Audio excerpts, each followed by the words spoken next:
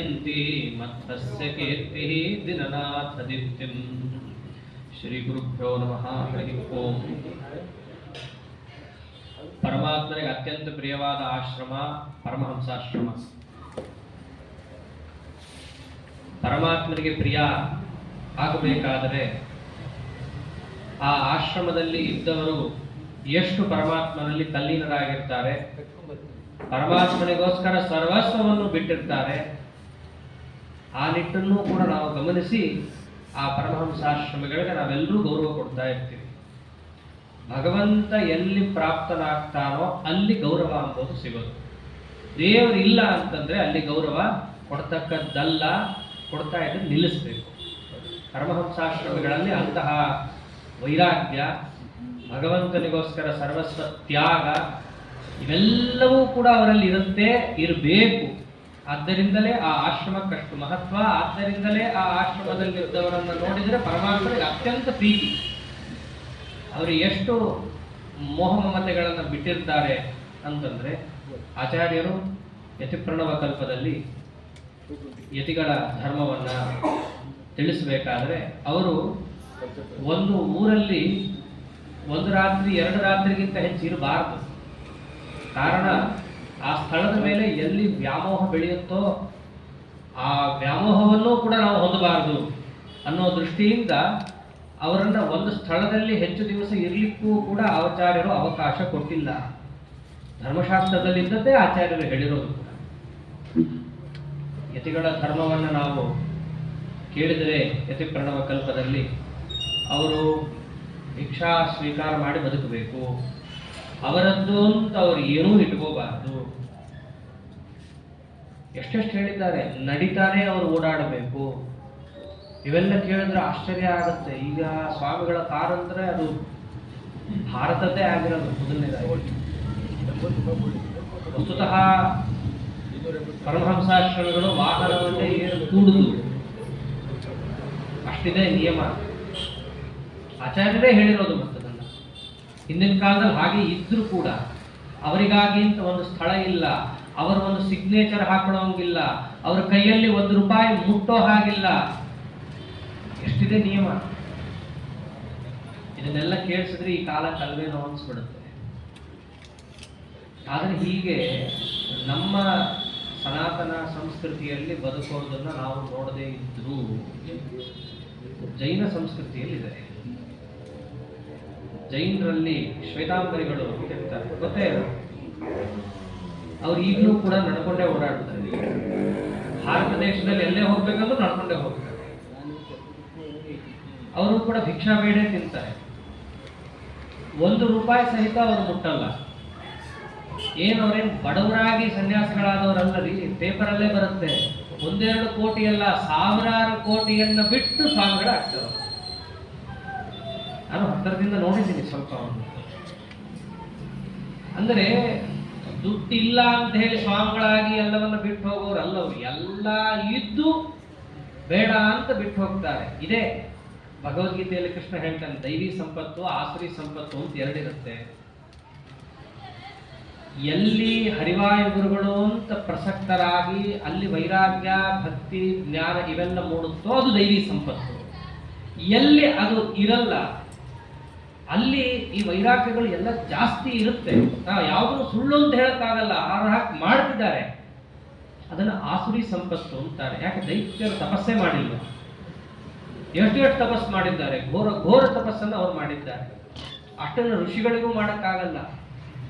ಯಾವುದಾದ್ರೂ ಕಥೆಯಲ್ಲಿ ದೈತ್ಯ ತಪಸ್ಸು ಮಾಡ್ತಿದ್ದ, ಅವನ ತಪಸ್ಸನ್ನ ಭಂಗಗೊಳಿಸ್ಲಿಕ್ಕೋಸ್ಕರ ಬೇರೆಯವರು ಬಂದರೂ ಅವನು ಭಗ್ನನಾದ ಅಂತ ಬಂದಿದೆ.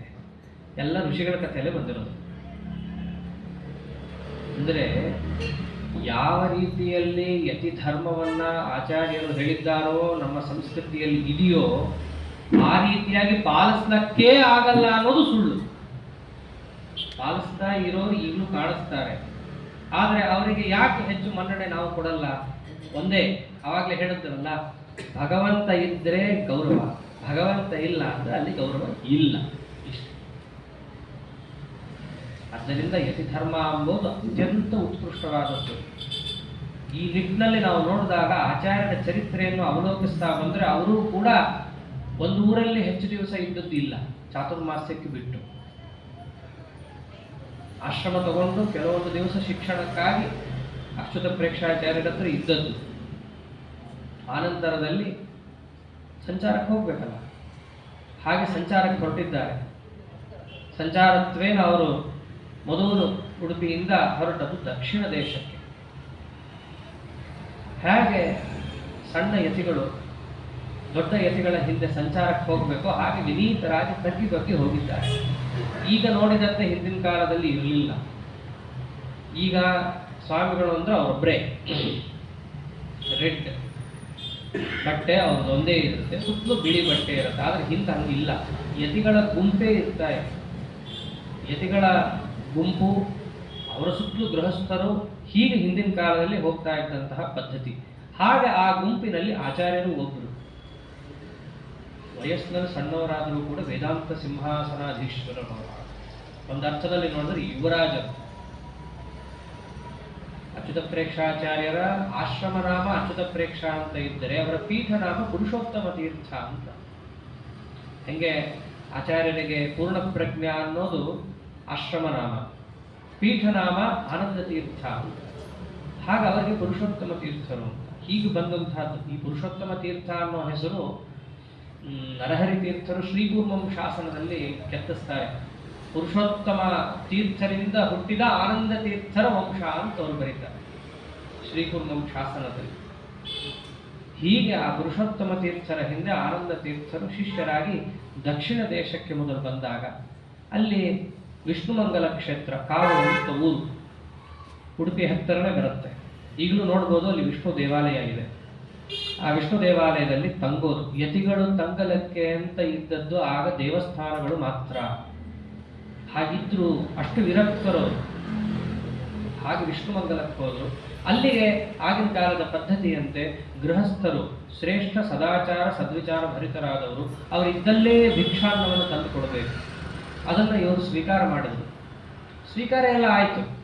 ಆದಮೇಲೆ ಅಲ್ಲಿರೋ ಒಬ್ಬ ಯಜಮಾನ ಬಂದು ಸ್ವಾಮಿಗಳಿಗೆ ಫಲ ಸಮರ್ಪಣೆ ಮಾಡಿ, ಬಾಳೆಹಣ್ಣು, ಅದಂತಿಂಥ ಬಾಳೆಹಣ್ಣಲ್ಲ, ಉದ್ದುದ್ದು ನೇತ್ರ ಬಾಳೆಹಣ್ಣು ಅಂತ ಬರುತ್ತೆ, ಉದ್ದುದ್ದು. ಅದನ್ನು ತಂದು ಒಂದು ಕೊಟ್ಟ ಆಚಾರ್ಯ, ಸ್ವೀಕಾರ ಮಾಡಿದ್ರು. 2 ಸ್ವೀಕಾರ ಮಾಡಿದ್ರು. ಇದು ಊಟ ಆದಮೇಲೆ ಫಸ್ಟ್ ಕ್ಲಾಸ್ ಊಟ ಆಯಿತು. ಬಾಳೆಹಣ್ಣು ಕೊಟ್ಟರೆ ತಗೋತಾನೇ ಇದ್ದಾರೆ ಆಚಾರ್ಯರು. ಎಷ್ಟು? 1, 2, 10, 100, 200ಕ್ಕೂ ದಾಟಿ ಹೋಯ್ತು. ಕಡೆಗಲ್ಲಿ ಬಾಳೆಹಣ್ಣು ಖಾಲಿ ಆಯಿತು. ನಮಸ್ಕಾರ ಅಂತ ಹೋದವರು. ಅದನ್ನೇ ಅಂದ್ರೆ ಭಿಕ್ಷಾಪ್ರದಾತ್ರ ಪರೀಕ್ಷಿತು ಮುಹು ದತ್ತೇ ಪ್ರಭುಕ್ತೆ ಕದಲಿ ಫಲೋಚ್ಚಯೇ ಅನೇನ ನಿರ್ಯತ್ನಮವಾರ್ಯ ವಿಸ್ಮಯ ತಮಾರ್ಯವರ್ಯಂ ವಿಜನೇ ವದದ್ಗುರು. 200ಕ್ಕೂ ಅಧಿಕ ಬಾಳೆಹಣ್ಣನ್ನು ಆಚಾರ್ಯರು ಸ್ವೀಕಾರ ಮಾಡಿದ್ರು. ಯಜಮಾನ ಗೋವಿಂದ ನಮಸ್ಕಾರಕ್ಕೆ ಹೋಗಿಬಿಟ್ಟ. ಆಶ್ಚರ್ಯ, ಮಾತಾಡೋ ಧೈರ್ಯ ಇಲ್ಲ.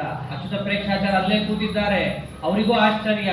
ಎಲ್ಲರೆದ್ರಿಗೂ ಕೇಳಿದ್ರೆ ದೃಷ್ಟಿ ಆಗತ್ತೆ ಅಂತ ಹೇಳಿ ಏಕಾಂತಕ್ಕೆ ಹೋದಾಗ ಕೇಳ್ತಾರೆ.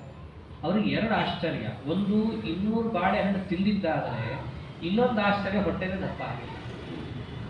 ಅದನ್ನೇ ಕೇಳ್ತಾರೆ ಅವರು. ಭಿಕ್ಷಾವಸಾನೆ ದ್ವಿಶತಾಧಿಕೈ ಫಲೈ ವ್ಯೂಢೈ ಪ್ರಭುಕ್ತೈ ಪರಿಪೂರಿತೆ ಪಿತೆ ತನೂದರೆ ನಾಸ್ತಿ ಗರಿಷ್ಠನಾಗತಂ ಸುಚಿತ್ತ ಸತ್ಯಂ ವದತಾತ್ ಭವಾನಿತಿ.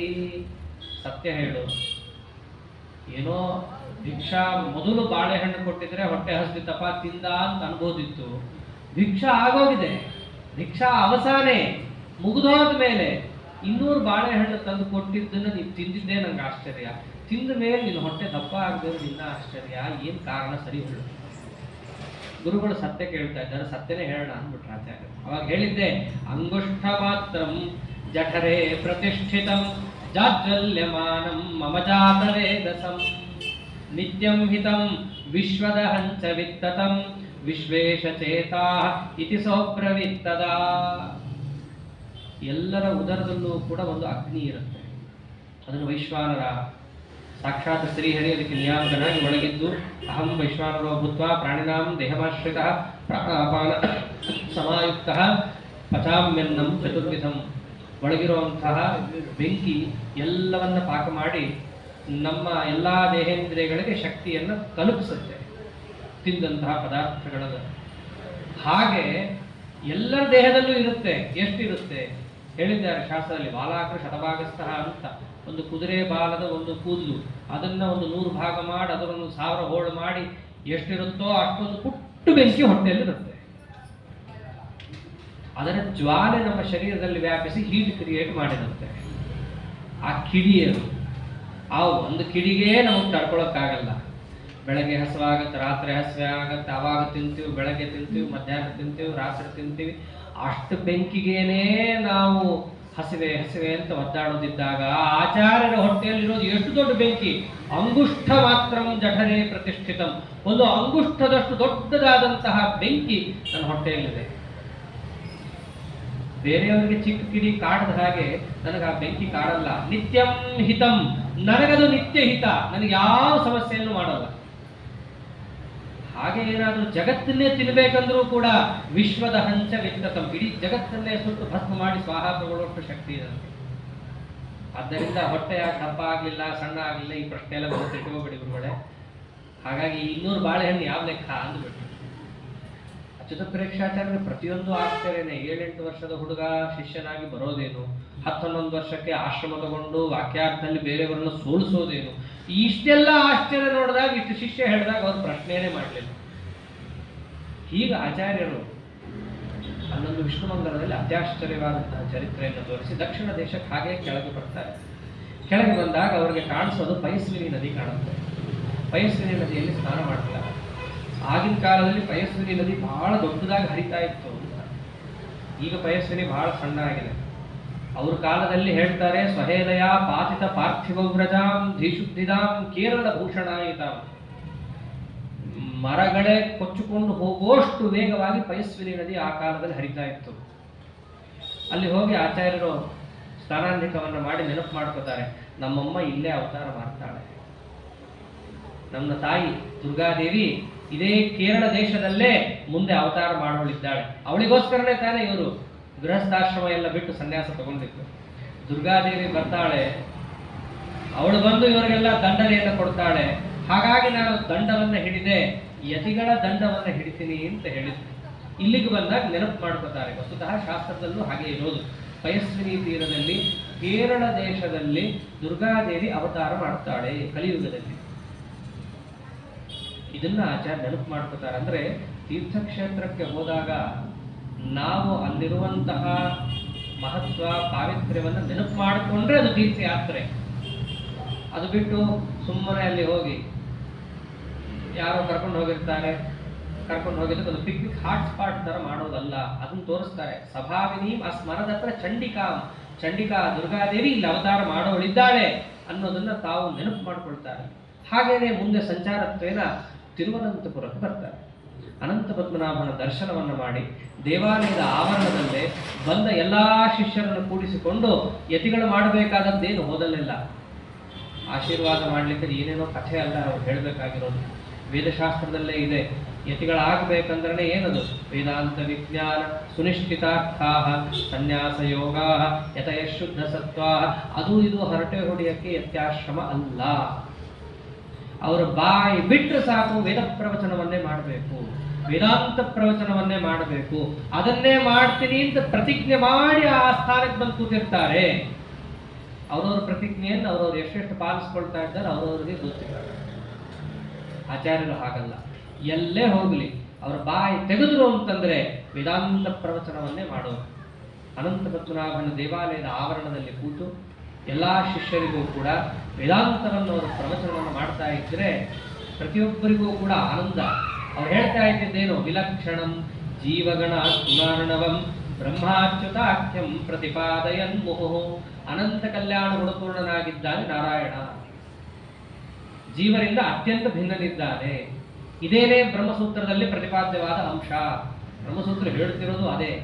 ಓಂ ಅಥಾತೋ ಬ್ರಹ್ಮ ಜಿಜ್ಞಾಸ ಓಂ ಅಂತ ಸೂತ್ರ ಇದ್ರೆ, ಬ್ರಹ್ಮ ಅಂತಂದ್ರೆ ಬೃಹಂತೋ ಹ್ಯಸ್ಮಿನ್ ಗುಣಾಹ ಗುಣಪೂರ್ಣ ಅಂತ ಅರ್ಥ. ಒಬ್ಬ ಗುಣಪೂರ್ಣನಿದ್ದಾನೆ, ಅವನನ್ನು ತಿಳಿದ್ರೇನೆ ಮೋಕ್ಷ ಐಶ್ವರ್ಯ ಇದೆ ಅತಃಶಬ್ದಾರ್ಥ. ಇವನಿಗೋಸ್ಕರವೇ ನಾವಿಲ್ಲಿ ಇದನ್ನು ತಿಳ್ಕೊಳ್ಳೋದಕ್ಕೋಸ್ಕರವೇ ನಾವಿಲ್ಲಿ ಬಂದದ್ದು. ಹೀಗೆ ಆಚಾರ್ಯರು ಅಲ್ಲಿ ಪ್ರವಚನವನ್ನು ಮಾಡ್ತಾ ಮಾಡ್ತಾ ಹೋದರೆ ಅವರ ಶಿಷ್ಯರ ಜೊತೆ ಅಲ್ಲಿದ್ದವರು ಬಂದು ಕೂತರು. ಆಚಾರ್ಯರ ವಾಕ್ ವೈಖರಿನೇ ಹಾಗೆ. ಪ್ರತಿಯೊಬ್ಬರು ಬಂದು ಕೂತಾಗ ಅದೇ ಊರಿನಲ್ಲಿದ್ದಂತಹ ಇನ್ನೊಬ್ಬರು ಕುದುಕುಸ್ತೂರು ಅಂತ ವಂಶದಲ್ಲಿ ಹುಟ್ಟಿದಂತಹ ಮತ್ತೊಬ್ಬ ಯತಿಗಳು, ಅದ್ವೈತ ಮತಕ್ಕೆ ಸಂಬಂಧಪಟ್ಟವರು, ಅವರು ಬಂದರು. ಅವರು ಬಂದಾಗ ಕೇಳಿದ್ರು, ಆಚಾರ್ಯರು ಹೇಳೋ ಅರ್ಥಕ್ಕೂ ಶಂಕರಾಚಾರ್ಯರು ಹೇಳೋ ಅರ್ಥಕ್ಕೂ ಸಂಬಂಧವೇ ಇಲ್ಲ, ದೂರಕ್ಕೂ ಸಂಬಂಧ ಇಲ್ಲ. ಅವರು ನೋಡಿದ್ರು, ನೀವು ಹೀಗೆಲ್ಲ ಸೂತ್ರಾರ್ಥ ಹೇಳಬಾರ್ದು ಅಂದ್ಬಿಟ್ಟು. ಅದು ಯಾಕೆ ಹೇಳಬಾರ್ದು? ನೋಡ್ರಿ, ಸೂತ್ರಾರ್ಥ ಹೇಳಬೇಕು ಅಂತಂದ್ರೆ ಅವ್ರು ಭಾಷ್ಯ ಬರೆದವರೇ ಹೇಳಬೇಕು. ನೀವು ಭಾಷ್ಯ ಬರೆದಿದ್ದೀರಾ? ಬರೆದಿಲ್ಲ.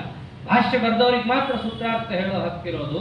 ಆದ್ದರಿಂದ ನೀವು ಹೀಗೆ ಸೂತ್ರಾರ್ಥ ಹೇಳೋದೇ ತಪ್ಪು ಅಂತ ತೆಗೆದು ಈಗ ಒಳ್ಳೆ ಸರಿ ಆಗ್ತಲ್ಲ. ಏನು ಭಾಷ್ಯ ಬರೆದಿಲ್ಲ ಅಂತ ನಿಮ್ಗೆ ದುಃಖನೋ, ನಾ ಹೇಳ್ತಿರೋ ಅರ್ಥ ತಪ್ಪು ಅಂತ ದುಃಖನೋ, ಏನು ನಿನ್ನ ಪ್ರಶ್ನೆಗೆ ಅರ್ಥ? ಭಾಷ್ಯ ಬರೆದಿಲ್ಲ ಅಂತಂದ್ರೆ ಭಾಷ್ಯ ಬರಿತೀವಿ, ಅದಕ್ಕೊಂದು ಟೈಮ್ ಬರುತ್ತೆ, ಭಗವದ್ ಆದೇಶ ಇರಬೇಕು, ಅವಾಗ ಬರಿತೀವಿ. ನೀನು ಹೇಳಿದಾಗೆಲ್ಲ ಬರೆಯೋಕ್ಕಾಗಲ್ಲ. ಅದನಂತರ ಮದೋತ್ತರಂ ಭಾತಿ ಯದಿ ಹಕುರ್ಮಹೆ, ನಾನು ಹೇಳಿದಂತಹ ಶಂಕರಾಚಾರ್ಯರ ಗ್ರಂಥದ ಮೇಲೆ ಮಾಡಿದ ಆಕ್ಷೇಪಗಳಿಗೆ ನಿನಗೆ ಉತ್ತರ ಗೊತ್ತಿದ್ರೆ ಮದೋತ್ತರಂ ಭಾತಿ, ನಿನಗೆ ಉತ್ತರ ಹೊಳಿತಾ ಇದ್ರೆ ಹೇಳು. ಇಲ್ಲ ನಾನು ಹೇಳಿದ ಮೇಲೆ ಏನಾದರೂ ಆಕ್ಷೇಪ ಇತ್ತು ಅಂದ್ರೆ ಮಾಡು. ಇದು ಎರಡೂ ಮಾಡದೆ ಭಾಷ್ಯ ಬರೆದಿಲ್ಲ, ಸೂತ್ರಾರ್ಥ ಯಾಕೆ ಹೇಳ್ತಿದ್ದೀರಿ ಅಂತೆಲ್ಲ ಮಾಡಬೇಡ. ಏನು ಭಾಷ್ಯ ಬರಿಬಾರ್ದು ಅಂತ ಏನಾದ್ರು ರಾಜಶಾಸನ ಇದೆಯಾ? ಬರಿಬೇಕು ಅಂದ್ರೆ ಬರಿತೀವಿ.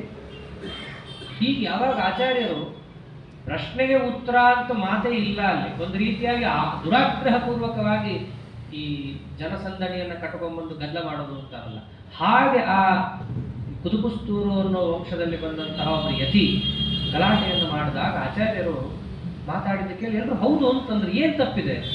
ಉತ್ತರ ಗೊತ್ತಿದ್ರೆ ಹೇಳಬೇಕು, ಉತ್ತರ ಗೊತ್ತಿಲ್ಲ ಅಂದ್ರೆ ಬಾಯಿ ಮುಚ್ಕೊಂಡು ಕೂಡಬೇಕು. ಅವಾಗ ಅವನೊಂದು ಮಾತಂದ, ನೋಡ್ರಿ, ದೇವೋವಾ ದಾನವೋವಾಸ್ಯ ಭಾಷ್ಯಕಾರೋ ನಮಾನವಃ ಅಂತ ಇದೆ. ಭಾಷ್ಯವನ್ನು ಬರಿಬೇಕು ಅಂದ್ರೆ ಅವನು ದೇವಾಂಶನೇ ಆಗಿರ್ಬೇಕು. ನೀವು ದೇವಾಂಶನ? ಭಾಷ್ಯ ಬರಿತೀವಿ ಅಂತೇನೋ ಬಾಯಲ್ಲಿ ಅಂದುಬಿಟ್ರಲ್ಲ, ದೇವಾಂಶನ ನೀವು? ಅದೇ ಸಮಯಕ್ಕೆ ಏನಾಗಿತ್ತು, ಆ ಅನಂತ ಪದ್ಮನಾಭ ದೇವಾಲಯಕ್ಕೆ ಎಷ್ಟೋ ಜನ ಶಿಲ್ಪಿಗಳು ಕೂಡ ಬಂದಿದ್ದರು.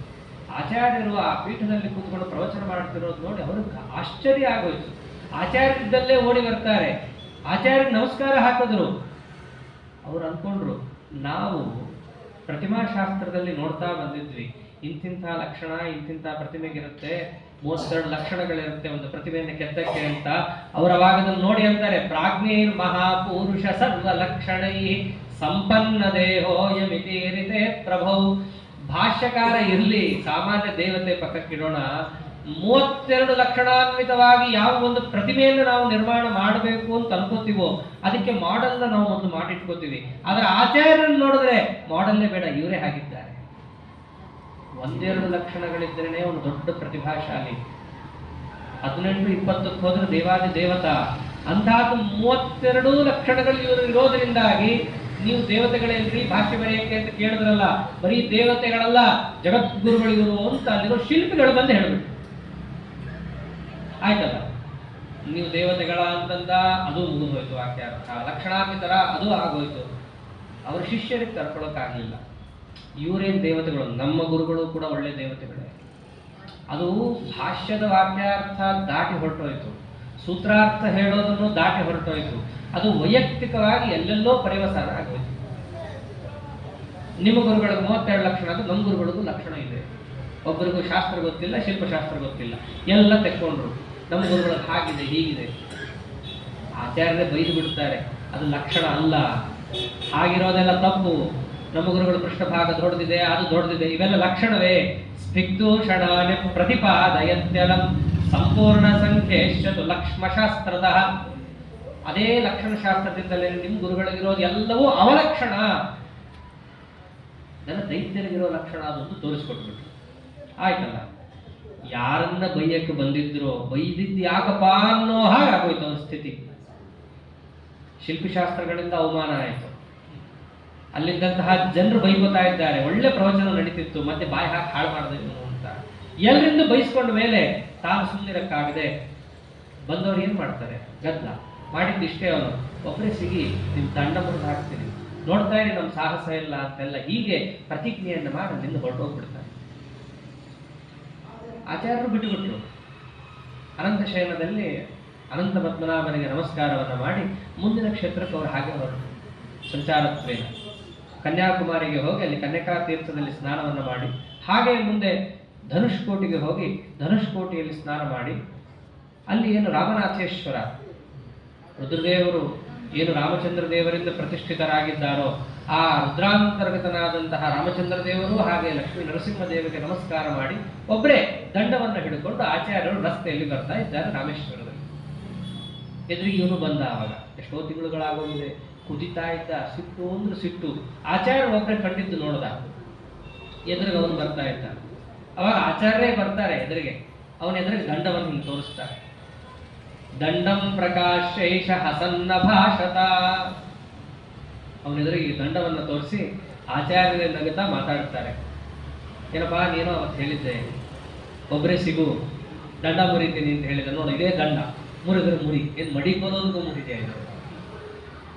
ವೈದಿಕ ಬ್ರಾಹ್ಮಣರೆಲ್ಲ ಒಂದು ಮಡಿಕೋಲು ಅಂತ ಇರುತ್ತೆ ಬಿದಿರಿಂದು. ಹಂಗ ಅನ್ಕೊಂಡ್ಬಿಟ್ಟಿದ್ಯಾ ಈ ದಂಡ? ನಾನು ಹಿಡಿದಿರೋದಿದು, ನಾನು ಹಿಡಿದಿರೋ ದಂಡವನ್ನು ಮುರಿತೀನಿ ಅಂತ ಅಂದಿದ್ದೀಯ ಅವತ್ತು ನೀನು. ನಿನಗೆ ತಾಕತ್ತಿದ್ರೆ ಮುರಿ, ನಿನಗೆ ಗಂಡಸೇ ಆಗಿದ್ರೆ ಮುರಿ ಅಂತಾರೆ ಆಚಾರ್ಯ. ಖಂಡೇತ ದಂಡೋ ಯದಿ ಚಂಡನತ್ವಯ. ಒಂದು ವೇಳೆ ನೀನು ಮುರಿಲಿಲ್ಲ ಎಲ್ಲರಿಗೂ ಒಪ್ಕೋ. ಏನಂತ? ತ್ವಂ ಷಂಡಕೋ ಪಂಡಿತ ವಂದ್ಯವಾಗಿದಿ. ನಿನ್ನ ನಪುಂಸಕ ಅಂತ ಒಪ್ಕೋ, ನೀನು ಸುಳ್ಳು ಹೇಳೋನು ಅಂತ ಒಪ್ಕೋ. ತಾಕತ್ತಿದ್ರೆ ಮುರಿದು ತೋರಿಸು ನೀನು. ಇಷ್ಟ ಆಡ್ತಿದ್ದ ಹಾಗೇನೆ ಅವನಿಗೆ ನಾಚಿಕೆ ಆಗಿ ತಲೆ ತಗ್ಗಿಸ್ಬಿಟ್ಟ. ಮುರಿಲಿಕ್ಕೆ ಅಂತ ಹೋದ, ಮುರಿಯಕ್ಕೆಲ್ಲ ಆಗತ್ತೆ, ಹೊಡಿತಾರೆ ಜನ ಹಂಗೆಲ್ಲ ಆಡಿದ್ರೆ. ಸುತ್ತಲೂ ಮುತ್ತಲು ಎಲ್ಲ ಬ್ರಾಹ್ಮಣರಿದ್ದಾರಲ್ಲ, ಅವ್ರ ಸಹಾಯವನ್ನೆಲ್ಲ ಕೇಳ್ದ. ಅವ್ರು ಯಾಕ್ರಿ ಮಾಡ್ತಾರೆ? ಆಚಾರ್ಯರನ್ನು ನೋಡಿದ್ರೆ ಸಾಕು, ಅವರೆಲ್ಲರೂ ಕೂಡ ಎಂಥ ತೇಜಸ್ವಿಗಳು, ವಿದ್ಯಾ ಸಂಪನ್ನರು, ಯತಿಗಳು. ಅವರು ದಂಡ ಮುರಿಲಿಕ್ಕೆ ನಮ್ಮ ಸಹಾಯ ಕೇಳ್ತಾನಲ್ಲ ಅಂತೇಳಿ ಅವನನ್ನೇ ಬೈತು. ಆಚಾರ್ಯನ ಮೇಲೆ ದ್ವೇಷ ಯಾರಿಗೆ ಹುಟ್ಟದ್ರಿ? ಆನಂದಯಂತಂ ವದನೇಂದು ನಾ ಜಗತ್ ತಂ ದ್ವೇಷ್ಟಿಕ ಪ್ರಾಜ್ಞೆ ಮಿಹೈತಿ ವಾದಿವಿ. ಆನಂದ ತೀರ್ಥ ಭಗವತ್ ಪಾದಾಚಾರ್ಯನ ಮೇಲೆ ದ್ವೇಷ ಯಾರಿಗೆ ಬರುತ್ತೆ? ಯಾರ ಮುಖಚಂದ್ರವನ್ನು ನೋಡಿದ್ರೆ ಎಲ್ರಿಗೂ ಆನಂದ ಆಗುತ್ತೋ, ಯಾರ ಮಾತನ್ನ ಕೇಳಿದ್ರೆ ಹಿತ ಅಂತ ಅನ್ಸುತ್ತೋ ಅಂಥವರ ಮೇಲೆ ದ್ವೇಷ ಯಾರಿಗೆ ಬರುತ್ತೆ? ಸುತ್ತಮುತ್ತಲು ಯಾರಿಗೂ ಬರಲಿಲ್ಲ. ಅವರೆಲ್ಲರೂ ಇವನಿಗೆ ಬೈತಾರೆ. ಉಪೇಕ್ಷತಾಸೋ ದ್ವಿಜನಾಯ ಕೈಸ್ತದ. ಅವರೆಲ್ಲರೂ ಇವನನ್ನು ಉಪೇಕ್ಷೆ ಮಾಡ್ತಾರೆ, ಬೈದು ಕಳಿಸ್ಬಿಡ್ತಾರೆ. ಹೀಗೆ ಅಲ್ಲೂ ಕೂಡ ಅವಮಾನ ಆಗುತ್ತೆ. ಕಡೆಗ ರಾಮೇಶ್ವರದಲ್ಲಿ ಅನೇಕ ಸಭೆಗಳಾಗತ್ತೆ. ಹೇಗಿತ್ತು ಅಂದ್ರೆ ಆಚಾರ್ಯರ ವೈಭವ ಅಲ್ಲಿ ಕೇಳಬೇಕು. ಅವರು ಯುವಕರು, ಸಾಮಾನ್ಯ ಯುವಕರಲ್ಲೇ ಶಕ್ತಿ ಜಾಸ್ತಿ. ಆಚಾರ್ಯರಿಗಂತೂ ನಿತ್ಯೋತ್ಸಾಹ. ಅಂತಹದ್ದು ಅವರ ಯುವ ಸ್ಥಿತಿಯಲ್ಲಿರೋದು. ಎದುರುಗಡೆ ಯಾವ ಸಭೆಗಳು ಬರುತ್ತೋ, ಯಾಯಾ ಪ್ರಸಕ್ತ ಪರಿಷತ್ಸು ಪೂರುಷೈ ವಿದ್ಯಾವಿದಗ್ಧೈರ್ವಿವಿಧೈ ಸಮಾಗಮೆ ಸತಾಸು ತಾಸು ಪ್ರತಿಭಾತಿ ಭಾಸುರೋ ವಿದ್ಯಾಸು ವಿದ್ಯಾಧಿಪತಿರ್ದಿಗಾಯತಾನ್. ಯಾವ ಸಭೆಗಳಿದ್ರು ಆಚಾರ್ಯ ಆ ಸಭೆಗೆ ಹೋಗ್ತಾ ಇದ್ದಾರೆ. ಇವರಿದ್ದಲ್ಲಿ ಸಭೆಗಳಿಟ್ಟರೆ ಅಲ್ಲೂ ಭಾಗವಹಿಸ್ತಾ ಇದ್ದಾರೆ. ಯಾವ್ಯಾವ ಶಾಸ್ತ್ರದಲ್ಲಿ ಮಾತಾಡಿದ್ರು ಅಲ್ಲಿ ಮಾತಾಡ್ತಾ ಇದ್ದಾರೆ. ಮಾತಾಡಿದಾಗ ಒಂದೇ ಅಲ್ಲಾದಂತಹದ್ದು ಆಚಾರ್ಯರಿಗೆ ಜಯ, ಎದುರಿಗಿದ್ದವರಿಗೆ ಪರಾಜಯ. ವಿದ್ಯಾಸು ವಿದ್ಯಾಧಿಪತಿರ್ದಿಗಾಯಕ. ನೀವು ಯಾವ ಶಾಸ್ತ್ರದಲ್ಲಿ ಮಾತಾಡಿದ್ರು ಆಚಾರದಲ್ಲಿ ಮಾತಾಡ್ತಾ ಇದ್ದಾರೆ. ಯಾಕೆ ಅಂದ್ರೆ ಪಂಡಿತಾಚಾರ್ಯ ಅಂದರು ವಿದ್ಯಾವಂತ ಅಲ್ಲ ಅವರು, ವಿದ್ಯಾಧಿಪತಿ. ಯಾವ ಭಾರತೀ ದೇವಿಯೇ ವಿದ್ಯಾಭಿಮಾನಿ ದೇವತೆಯೋ ಅವರೇನೇ ಅವರ ಪಾದಕ್ಕೆ ನಿತ್ಯ ನಮಸ್ಕಾರ ಮಾಡ್ತಾ ಇದ್ದಾಗ ಇವ್ರ ಮುಂದೆ ಯಾರು ತಾನೇ ವಾಕ್ಯಾರ್ಥ ಮಾಡಕ್ ಸಾಧ್ಯ? ಅದಕ್ಕೆ ಯಾವ ಪ್ರಸಕ್ತ ಪರಿಷತ್ಸು ಪುರುಷೈ, ಯಾವ ಪುರುಷರು ಯಾವ ಶಾಸ್ತ್ರದಲ್ಲಿ ಯಾವ ಸಭೆಗಳನ್ನ ಇಟ್ಟರೂ ಕೂಡ ಅಲ್ಲ ಆಚಾರ್ಯರು ಪ್ರತಿಯೊಬ್ಬರನ್ನೂ ಕೂಡ ಮಣಿಸ್ತಾ ಇದ್ದಾರೆ. ತಡ್ಕೊಳಕ್ಕಾಗ್ತಾ ಇಲ್ಲ ಆ ಕುದುಗುತ್ತೂರು ಅನ್ನೋನ್ಗೆ. ಕಡೆಗೆ ಆಚಾರ್ಯ ಏನ್ ಮಾಡ್ತಾರೆ? ಅದೇ ಊರಲ್ಲೇ ಚಾತುರ್ಮಾಸ್ಯ ಕೊಡ್ತಾರೆ. ರಾಮೇಶ್ವರದಲ್ಲೇ ಚಾತುರ್ಮಾಸ್ಯ ಕೊಡ್ತಾರೆ. ಏನ್ ಮಾಡ್ತೆ ಮಾಡು ನೀನು ಅಂತ ಹೇಳಿ ತಾರಕಕ್ಕೆ ಹೋಗ್ಬಿಡುತ್ತೆ, ಜಗಳಕ್ಕೆ ಹೋಗುತ್ತೆ, ಬೈದಾಡ್ಕೊಳಕ್ ಹೋಗುತ್ತೆ, ಹೊಡೆದಾಟಕ್ಕೂ ಹೋಗ್ಬಿಡುತ್ತೆ. ಅದನ್ನೇ ಅಂದಿದ್ದಾರೆ ಈ ಪಂಡಿತಾಚಾರ್ಯರು. ಎಲ್ಲಿ ತನಕ ರಾಮೇಶ್ವರದಲ್ಲಿ ಅವ್ರಿಗೂ ಒಂದು ಅಪ್ರಾಂಶ್ವಾದ್ಯಾಶ್ಚ ತತ್ರೋಷು ಚಾತುರ್ಮಾಸ್ಯಂ ತಥೋ ವಿಭೋ. ಆಚಾರ್ಯರು ಚಾತುರ್ಮಾಸ್ಯ ಕೂಡ್ತಾರೆ ಅಂತ ಗೊತ್ತಾಗಿ ಅವನು ಅಲ್ಲೇ ಕೂಡ್ತಾನೆ ಚಾತುರ್ಮಾಸ್ಯ. ನಾವು ಅಲ್ಲೇ ಕೂಡ್ತೀವಿ ಕೂಡು ಅಂದ್ರೆ ಆಚಾರ ಕೂತಿದ್ದಷ್ಟೇ ಅಲ್ಲ, ಎಲ್ಲರೂ ಆಚಾರ ಪ್ರವಚನಕ್ಕೆ ಹೋಗೋದು. ಅದೊಂದು ಹೊಟ್ಟೆ ಉರಿ. ಸಭೆ ಮಾಡಿ ಆಚಾರ ತಪ್ಪು ಅನ್ಸೋಣ ಅಂದ್ರೆ ಅಲ್ಲೂ ಆಗಲ್ಲ, ಹೊಡೆಸ್ಕೊಂಡ್ ಬರೋದೆ ಅಲ್ಲೂ. ಇಷ್ಟಾದಾಗ ಎಲ್ಲಿ ತನಕ ಹೋಗ್ಬಿಡುತ್ತೆ, ತಾಡನಂ ಚಾಭವತ್ಕಲು, ಹೊಡೆತಕ್ಕೋಲು ಹೋಗ್ಬಿಟ್ಟಿತ್ತು. ಅಷ್ಟಾದ್ರೂ ಕೂಡ ಆಚಾರ್ಯರು ಹೇಗಿದ್ರು, ಉವಾಸ ಮಾಸಾನ್ ಚತುರೋ ಮಹಾಮನಃ ಸಿಂಹೋ ಗುಹಾಂತೋಪಗತಶುನಾಮಿವ. ನಾಯಿಗಳು ಹೊರಗಡೆ ಬೊಗಳ್ತಾ ಇರುತ್ತೆ, ಆದ್ರೆ ಸಿಂಹ ಮಾತ್ರ ಗುಹೆಯಲ್ಲಿ ಹೇಗೆ ಆರಾಮಾಗಿ ಕೂತಿರುತ್ತೋ ಹಾಗೆ ಅವರು ಕೂಗೋದು, ಕಿರುಚೋದು, ಅರಚೋದು ಎಲ್ಲ ಮಾಡ್ತಾ ಇದ್ರು. ರಾಮೇಶ್ವರದಲ್ಲಿ ನಿರಾತಂಕವಾಗಿ ಚಾತುರ್ಮಾಸ್ಯವನ್ನು ಆಚರಣೆ ಮಾಡಿದ್ರು. ಅಚ್ಯುತ ಪ್ರೇಕ್ಷಾಚಾರ್ಯರೆಲ್ಲ ಜೊತೆಗಿದ್ದಾರೆ ಅವ್ರಿಗೆ. ಆದ್ರೆ ಎಲ್ಲರಿಗೂ ಕೂಡ ಸೆಂಟರ್ ಆಫ್ ಅಟ್ರಾಕ್ಷನ್ ಯಾರಲ್ಲಿ? ಆಚಾರ್ಯರೇ. ಅವರೊಬ್ಬರಿದ್ರೆ ಸಾಕು ನಮ್ಗೆಲ್ಲವೂ ಕೂಡ ಆರಾಮಿರುತ್ತೆ ಅಂತ ನಿನ್ನೆ ರಾಮಾಯಣದಲ್ಲೂ ಅಂದಿತ್ತು. ಎಲ್ಲ ಕೋತಿಗಳು ಕೂಡ ಅದೇನೆ, ಹನುಮಾನಲ್ಲಿ ಹನುಮಾನಿಂದ ಕೆಲಸ ಆಗತ್ತೆ, ಈ ಮಾತಲ್ಲಿ ಅಂದಿದ್ದಾರೆ. ವಾಲ್ಮೀಕಿ ರಾಮಾಯಣದಲ್ಲಿ ಬರುತ್ತೆ. ಅಷ್ಟೇ ಅಲ್ಲ, ಯುದ್ಧದಲ್ಲೂ ಕೂಡ ಎಲ್ಲರೂ ಕೂಡ ಆ ಇಂದ್ರಜಿತ್ನ ಅಸ್ತ್ರದಿಂದ ಮೋಹಿತರಾದಾಗ ಜಾಂಬುವಂತನಿಗೆ ಸ್ವಲ್ಪ ಎಚ್ಚರಿಕೆ ಇರುತ್ತೆ. ವಿಭೀಷಣ ಬಂದು ಎಬ್ಬಿಸಿ ಕೇಳಿದಾಗ ಅನ್ನೋದಿಷ್ಟೇ ಜಾಂಬುವಾನ್. ವಿಭೀಷಣ ಹೇಳ್ತಾನೆ ಎಲ್ರಿಗೂ ಎಚ್ಚರ ತಪ್ಪು ಹೋಗಿದೆ. ಹಾಗಿದ್ರೆ ಜಾಂಬುವಾನ್ ಕೇಳ್ತಾನೆ, ಹನುಮಾನ್ ಎದ್ದಿದ್ದಾನ? ಹನುಮಾನ್ ಎದ್ದಿದ್ದಾನೆ ಅಂದ್ರೆ ನಾವೆಲ್ಲ ಬದುಕ್ತೀವಿ ಅಂದ್ಬಿಡ್ತಾರೆ. ಯಾಕೆಂದ್ರೆ ಅವರೊಬ್ಬರಿದ್ರೆ ಸಾಕು.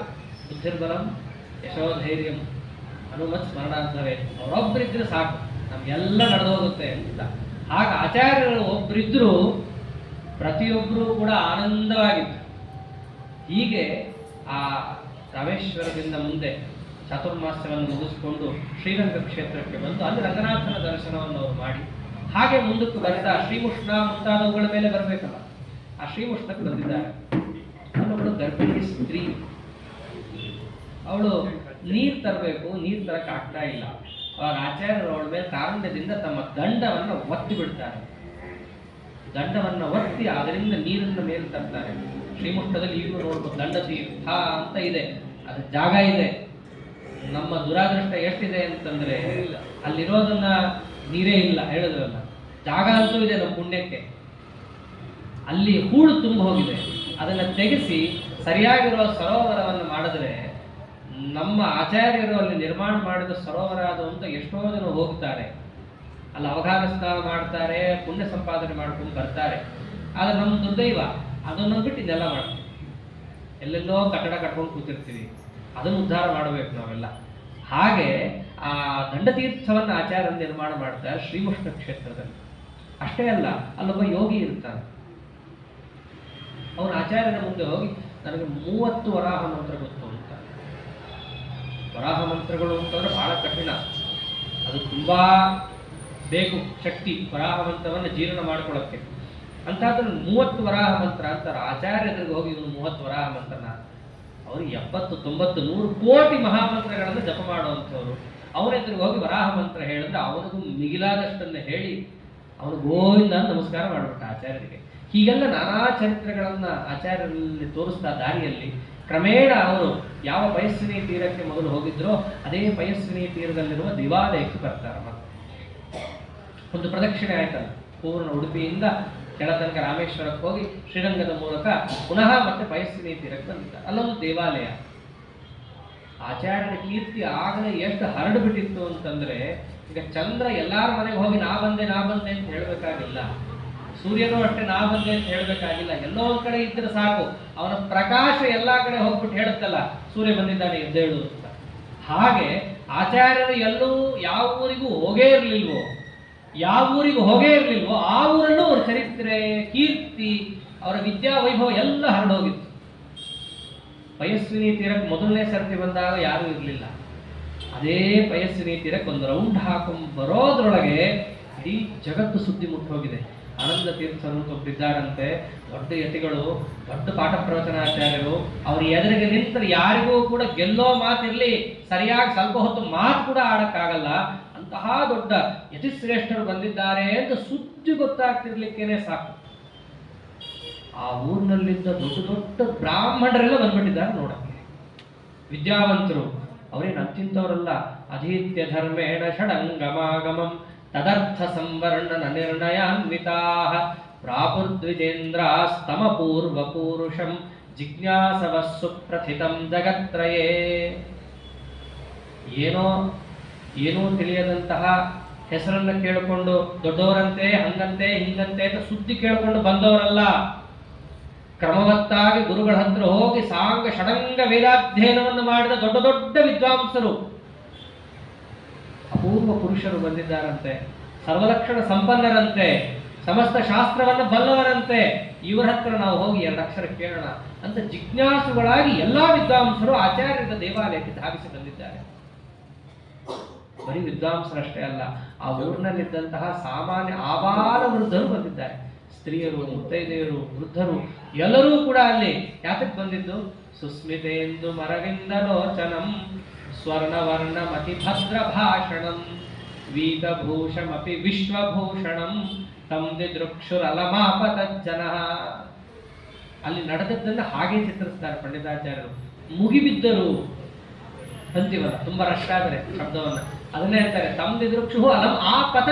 ಒಬ್ಬರ ಮೇಲೆ ಒಬ್ರು ಬಿದ್ದು ಹೇಗೆ ನೋಡ್ತಾರೋ ಅಷ್ಟು ಆಚಾರ್ಯನ ನೋಡ್ಲಿಕ್ಕೆ ಪ್ರತಿಯೊಬ್ಬರು ಬಂದ್ಬಿಟ್ಟಿದ್ದಾರೆ ಆ ಊರಿಂದ. ಆಚಾರ್ಯನ ಮಾತು ಕೇಳಬೇಕು, ಆಚಾರ್ಯನ ನೋಡಬೇಕು, ಅವರಿಂದ ಒಂಚೂರು ಆಶೀರ್ವಾದವನ್ನು ಪಡಿಬೇಕು, ಹೀಗೆ ಪ್ರತಿಯೊಬ್ಬರು ಸೇರಿದ್ದಾರೆ. ಆಚಾರ್ಯ ಸೇರದಲ್ಲಿ ಹರಟೆ ಇಲ್ಲ. ಅಲ್ಲಿ ಏನಿದ್ರೂ ಕೂಡ ವಾದವಾಕ್ಯಾರ್ಥ, ತತ್ವಜ್ಞಾನ ಪ್ರಸಾರ ಇದೇ ಆಗೋದು. ಅಲ್ಲೂ ಕೂಡ ಒಂದು ಸಭೆ ನಡೆಯುತ್ತೆ. ಸಭೆ ನಡೆದಾಗ ಸಾಮಾನ್ಯ ಸಭೆಗಳು ಅಂತ ನಡೆಯುತ್ತೆ. ಅಲ್ಲಿ ನಡೆದಾಗ ಹೇಗಿದ್ರೆ ಆಚಾರ್ಯರು ವಿದ್ಯೋರುದ್ಯತಿ ಧೀರತಾರಕ ತಿರಸ್ಕಾರೇ ಪತಂಗಾಯಿತಃ ದುರ್ವಾದೀಭಕುತರ್ಕ ಕುಂಭದಲನೆ ಸಿಂಹ ಪ್ರಬರ್ಹಾಯಿತಃ ಲೋಲಾಲೋಕಕಲೋಕದೃಕ್ಕುಮುದಿನಿ ಸಂಹ್ಲಾದನೆ ಜಾಯಿತಃ ಸಂಸನ್ ಮಂಡಲ ಮಂಡರಾಯಿತವಪುಃ ಸ್ವಾನಂದ ತೀರ್ಥೋ ಬಭೌ. ಇಡೀ ಸಭೆಗೆ ಏನಾದರೂ ಅಲಂಕಾರ ಅಂತಿದ್ರೆ ಅದು ಆಚಾರ್ಯರೇ. ಸಂಸನ್ ಮಂಡಲ ಮಂಡರಾಯಿತವಪುಃ, ಅವರ ಶರೀರ ಅಲ್ಲಿದ್ರೆ ಸಾಕು, ಅದು ಸಭೆಗೊಂದು ಅಲಂಕಾರ. ಯಾರೇ ವಿದ್ವಾಂಸರು ನಾನು ಹಾರಾಡ್ತೀನಿ ಅಂತ ಏನಾದ್ರು ಬಂದ್ರೆ ಅವರ ಸ್ಥಿತಿ ಹೇಗಿತ್ತು? ಸೂರ್ಯ ಬರೋ ತನಕ ನಕ್ಷತ್ರಗಳ ಲೈಟ್ ಹೇಗೆ ಕಾಣುತ್ತೋ ಹಾಗಾಗಿತ್ತು. ಆಚಾರ್ಯರು ಮಾತಾಡೋ ತನಕ ಒಂದು ಮಾತು, ಆಚಾರ್ಯರು ಶುರು ಮಾಡಿದ್ರು ಅಂದ್ರೆ ಅವ್ರಿಗೆಲ್ಲ ಮುಚ್ಚೋಗ್ತಾ ಇತ್ತು. ಹಾಗೆ ದುರ್ವಾದಿಗಳೇನಾದರೂ ಕೂಡ ಅವ್ರನ್ನ ಖಂಡನ ಮಾಡ್ತೀವಿ ಅಂತ ಬಂದ್ರೆ ಅವ್ರದ್ದೆಲ್ಲರ ಕಥೆ ಸಿಂಹದ ಮುಂದೆ ಆನೆ ಹೋದಂಗಾಗಿತ್ತು. ಇವ್ರದೆಲ್ಲ ವಿದ್ವಾಂಸರದ್ದು ಒಂದಾದ್ರೆ ಜನರದ್ದು ಹೇಗಾಗಿತ್ತು? ಲೋಲಾ ಲೋಕಕ ಲೋಕದೃಕ್ ಕುಮುದಿನಿ ಸಂಹ್ಲಾದನೆ. ಎಲ್ಲರ ಕಣ್ಣು ಕೂಡ ಆಚಾರ್ಯರನ್ನು ನೋಡಿದ್ರೆ ಅರಳುತ್ತಾ ಇತ್ತು. ಅಲ್ಲಿಂದ ತೆಗಿತಾನೆ ಇರಲಿಲ್ಲ ಅವರು ಕಣ್ಣನ್ನ. ಹಾಗೆ ಇಡೀ ಒಂದು ಸಭೆಗೆ ಅವರನ್ನ ನೋಡಕ್ ನಾವು ಬರ್ತೀವಿ. ಇಷ್ಟೇ ಜನರಿಗಿದ್ದಿದ್ದು. ಕೆಲವೊಮ್ಮೆ ದೂರ ಕೂತವ್ರಿಗೆ ಅವ್ರು ಏನ್ ಮಾತಾಡ್ತಿರ್ತಾರೆ ಕೇಳಿಸಲ್ಲ. ಏನು ಈಗಿನ ತರ ಮೈಕ್ ಇತ್ತ? ತುಂಬಾ ದೂರದ ತನಕ ಕೂತವ್ರಿಗೆ ಯಾತಕ್ಕೆ ಬರ್ತೀರ ನೀವು ಅಂದ್ರೆ ಅವ್ರು ಅನ್ನೋರು, ನಾವು ಆಚಾರ ನೋಡಕ್ ಬರ್ತೀವಿ ಅಷ್ಟೇ. ದೂರದಿಂದ ಕಾಣಿಸ್ತಾರಲ್ಲ ಸಾಕು, ನಮ್ಗೆ ಅವ್ರ ದರ್ಶನ ಆದ್ರೆ ಸಾಕು. ಈಗ ಆಚಾರ್ಯನ ನೋಡ್ಲಿಕ್ಕೆ ಒಬ್ಬರ ಮೇಲೆ ಒಬ್ಬರು ಮುಗಿಬಿಟ್ಟಿದ್ದಾರೆ ಆ ಪೈಸ್ವಿನಿ ತೀರದಲ್ಲಿರುವಂತಹ ಒಂದು ದೇವಾಲಯದಲ್ಲಿ. ಹೀಗೆ ಅಂತಿಂತಹ ಸಭೆಗಳೆಲ್ಲ ಆದ ಮೇಲೆ ಒಂದು ಸಭೆಯಲ್ಲಿ ಏನಾಗುತ್ತೆ, ಎಲ್ಲರೂ ಕೂತಿದ್ದಾರೆ, ವೇದ ಉದ್ದಾಮ ಪಂಡಿತರು ಕೂತಿದ್ದಾರೆ. ಕೂತಾಗ ಒಬ್ಬ ಬ್ರಾಹ್ಮಣ ತಾನೇ ಎದ್ದೇಳ್ತಾರೆ. ತಾವು ದೊಡ್ಡ ಯತಿಗಳು, ನಿಮ್ಮ ಮುಂದೆ ವಾಕ್ಯಾರ್ಥ ಮಾಡ್ತೀವಿ ಅಂದ್ರೆ ಆಗಲ್ಲ, ನಮಗೆ ಉಳಿದಿರೋದು ಒಂದೇ ಆಪ್ಷನ್, ನೀವು ಹೇಳಿ ನಾವು ಕೇಳ್ತೀವಿ. ಅದಕ್ಕೆ ನೀವು ಬೇರೆದನ್ನು ಹೇಳಕ್ಕಾಗಲ್ಲ, ಹೇಳಿದ್ರೆ ವೇದವನ್ನೇ ತಾವು ಹೇಳಬೇಕು. ಹಾಗಾಗಿ ನಾನು ಎದ್ದು ಕೇಳ್ಕೊಳ್ತಾ ಇರೋದು, ಅದು ಎಲ್ಲಾ ಜನರ ಪ್ರತಿನಿಧಿಯಾಗಿ ನಾನು ಕೇಳ್ಕೊತಾ ಇದ್ದೀನಿ. ಅವನು ಹೇಳೋದೇ ಐತರೇಯ ಮಥ ಕಿಂಚನ ಸೂಕ್ತಂ ಸೂಚಯನ್ ಸದಸಿ ತತ್ರ ಗರಿಷ್ಠ ಶ್ರೋತುಮಿಚ್ಛತಿ ಸಭಾ ಭಗವತ್ಯಃ ಸೂಕ್ತ ಭಾವಮಿತಿ ತಾವದುವಾಚ. ಎಲ್ಲರ ಪ್ರತಿನಿಧಿಯಾಗಿ ಒಂದು ಕೇಳ್ಕೊಳ್ಳೋದಿಷ್ಟೇ. ಐತರೇಯದ ಒಂದು ಸೂಕ್ತವನ್ನ ನಮಗೆ ಅಭಿಪ್ರೇತವಾದದ್ದು ಒಂದಿದೆ, ಅದನ್ನ ತಾವು ಸರಿಯಾಗಿ ವ್ಯಾಖ್ಯಾನ ಮಾಡಿಕೊಡ್ಬೇಕು ಅಂತ ಹೇಳ್ತಾರೆ. ಹಾಗೆ ಆಗಲಿ ಅಂತ ಆಚಾರ್ಯರು ವೇದವನ್ನು ಉಚ್ಚಾರಣೆ ಮಾಡಿದ್ರೆ ಹೇಗಿತ್ತದು? ಬೃಹಸ್ಪತ್ಯಾಚಾರ್ಯರು ಹಂಗೆ ಹೇಳಕ್ ಬರಲ್ಲ ವೇದ. ಹಾಗ ಆಚಾರ್ಯರ ವೇದ ಘೋಷವನ್ನು ಮಾಡಿದ್ರೆ ಅದಕ್ಕೆ ಎಲ್ಲರೂ ಕೂಡ ಕಿವಿ ಇಂಪಾಗಿ ಹಾಗೆ ಕೂತು ಬಿಡ್ತಾರೆ. ವೇದವನ್ನು ಹೇಳುದು, ವೇದ ಹೇಳಿದ ಮೇಲೆ ವೇದಾರ್ಥ ಹೇಳಬೇಕಲ್ಲ, ಅದನ್ನು ಹೇಳ್ತಾರೆ. ಆಚಾರ್ಯರು ಒಂದು ಅರ್ಥವನ್ನ ಹೇಳಿದ್ರು. ಅರ್ಥವನ್ನ ಹೇಳಿ, ನೋಡ್ರಪ್ಪ ನೀವು ಕೇಳಿದ್ರಿ, ಐತರೇಯದ ಸೂಕ್ತವನ್ನ ಕೇಳಿದ್ರಿ, ಸೂಕ್ತದ ಅರ್ಥವನ್ನು ಕೇಳಿದ್ರಿ, ಎರಡನ್ನು ಹೇಳಿದ್ದೀನಿ ಅಂತ ಹೇಳಿ ನಿಲ್ಲಿಸಿದಾಗ ಆ ಬ್ರಾಹ್ಮಣ ಎತ್ತ ಮತ್ತೆ, ನೀವು ಹೇಳೋ ವೇದ ಅದು ಇನ್ನೊಬ್ರು ಹೇಳಕ್ ಸಾಧ್ಯನೇ ಇಲ್ಲ. ದೇವತೆಗಳೇ ಬಂದ್ರು ಅವ್ರಿಗೆ ಇಷ್ಟು ಚೆನ್ನಾಗಿ ಹೇಳಕ್ ಆಗಲ್ಲ. ಆದರೆ ನೀವು ಹೇಳೋ ಅರ್ಥ ನಾವು ಒಪ್ಪಲ್ಲ. ಅದಕ್ಕೆ ಬೇರೆ ಅರ್ಥ ಇದೆ ಅಂತಂದ. ಯಾವ ಅರ್ಥ ಅಂದ್ರೆ ಆಚಾರ್ಯ ಅವನೊಂದು ಏನೋ ಒಂದು ಅರ್ಥ ಹೇಳ್ದಾಗೆ. ಆಚಾರ್ಯರವಾಗ ಏನು ಯಾಕೋಪಗೊಳ್ಳೇ ಇಲ್ಲ. ಹೌದಾ, ಅದು ಒಂದು ಅರ್ಥ ಇದೆ ಅಂದ್ಬಿಟ್ಟು. ನಾನು ಹೇಳಿದ್ದು ಅರ್ಥ ಸರಿ, ನೀನು ಹೇಳಿದ್ದು ಅರ್ಥ ಸರಿ ಅಂತ. ಎರಡೂ ಅರ್ಥ ಇದೆ. ಎರಡು ಹೆಂಗ್ರಿ ಇರುತ್ತೆ ಅರ್ಥ?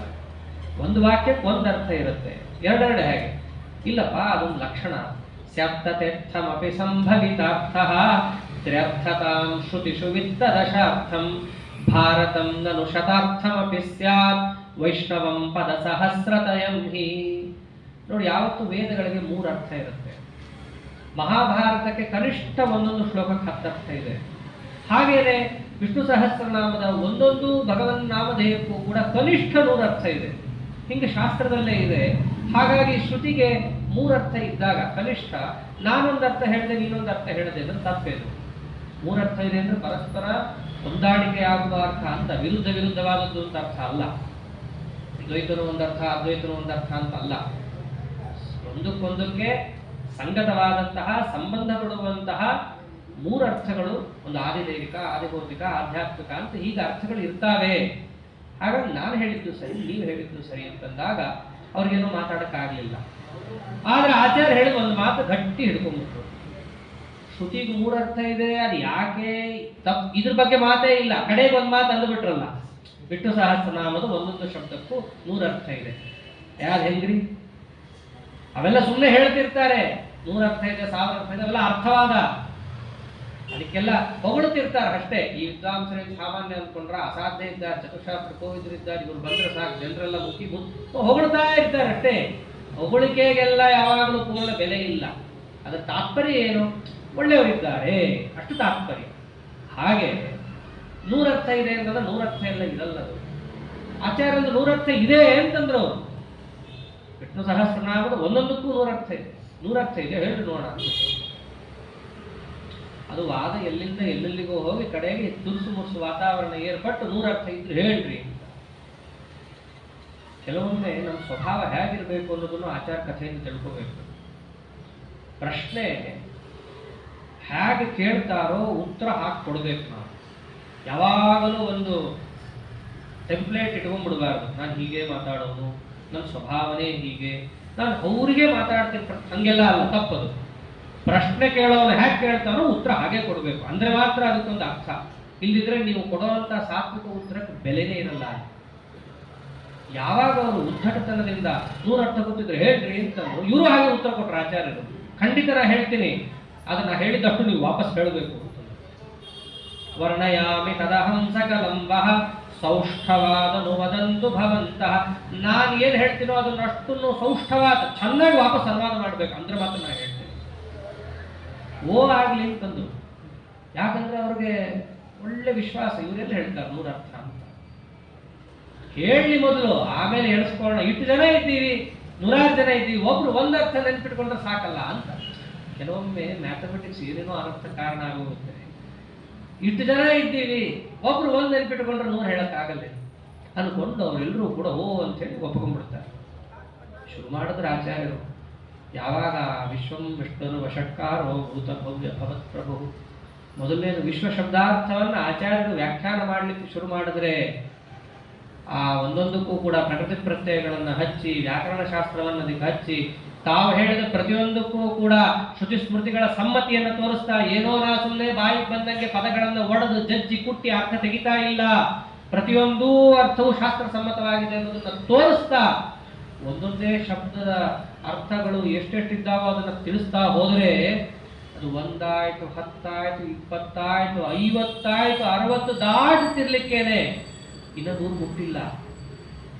ಆಗ್ಲೇನೆ ಅವರು ಯಾವದರ್ಥ ಶತಕಂ ನ ವಿಶಂಕಃ ಸಂತತೋಕ್ತಿ ಕೃತಪೂರಯ ದೇಶಃ 100 ದಾಟೇ ಇಲ್ಲ. ಆಗ್ಲೇ ಆಚಾರ್ಯರು ಯಾವಾಗ ಹೇಳ್ತಾ ಇದ್ದಾರೋ, ಅವ್ರೇನೋ ಸುಮ್ಮನೆ ಅರ್ಥ ಹೇಳಿದ ತಕ್ಷಣ ಹೇಳೋದಲ್ಲ, ಅವ್ರು ಹೇಳಿದಷ್ಟು ಪ್ರಮಾಣ ಹೇಳಬೇಕು. ಆಚಾರ್ಯ ಅದನ್ನು ಹೇಳಿದ್ರಲ್ಲ, ಈ ಶಬ್ದಕ್ಕೆ ಈ ಅರ್ಥನೇ ಯಾಕೆ ಅಂತ ನಾನು ಒಂದು ಪ್ರಮಾಣಗಳೆಲ್ಲ ಉಲ್ಲೇಖ ಮಾಡಿದ್ರೆ ಅದನ್ನು ಹೇಳಬೇಕು ಬಾಯ್ಬಿಟ್ಟು. ಎಲ್ಲಿಟ್ಕೋತಾರೆ ನೆನಪು? ಅಷ್ಟೆಲ್ಲ ಹೊಳಿಲೇ ಇಲ್ಲ. ಅವ್ರು 100 ಮುಗಿಸಿ ವಾಪಸ್ ಹೇಳ್ರಿ ಅಂತಂದ್ಮೇಲೆ ಹೋಗೋ ಮರ್ಯಾದೆ ಇದೆಯಲ್ಲ, ಅದಕ್ಕಿಂತ ಮೊದಲೇ ಎದ್ದು ಬಿಡೋಣ. ಎದ್ದು ಬಿಟ್ಟು ನಮಸ್ಕಾರ ಹಾಕ್ತಾ ದೇವತಾಸ್ವ ಸುಲಭಾ ಪ್ರತಿಭಾತೆ ಮಾನುಷೇಷು ಚಪಲೇಷು ಕಥಾಕ ಕ್ಷಾಮ್ಯ ಸೌಮ್ಯ ಸಕಲಜ್ಞ ನಮಸ್ತೆ ತೇ ಬ್ರುವಂತ ಇತಿ ತಂಕಿಲ ನೇಮು.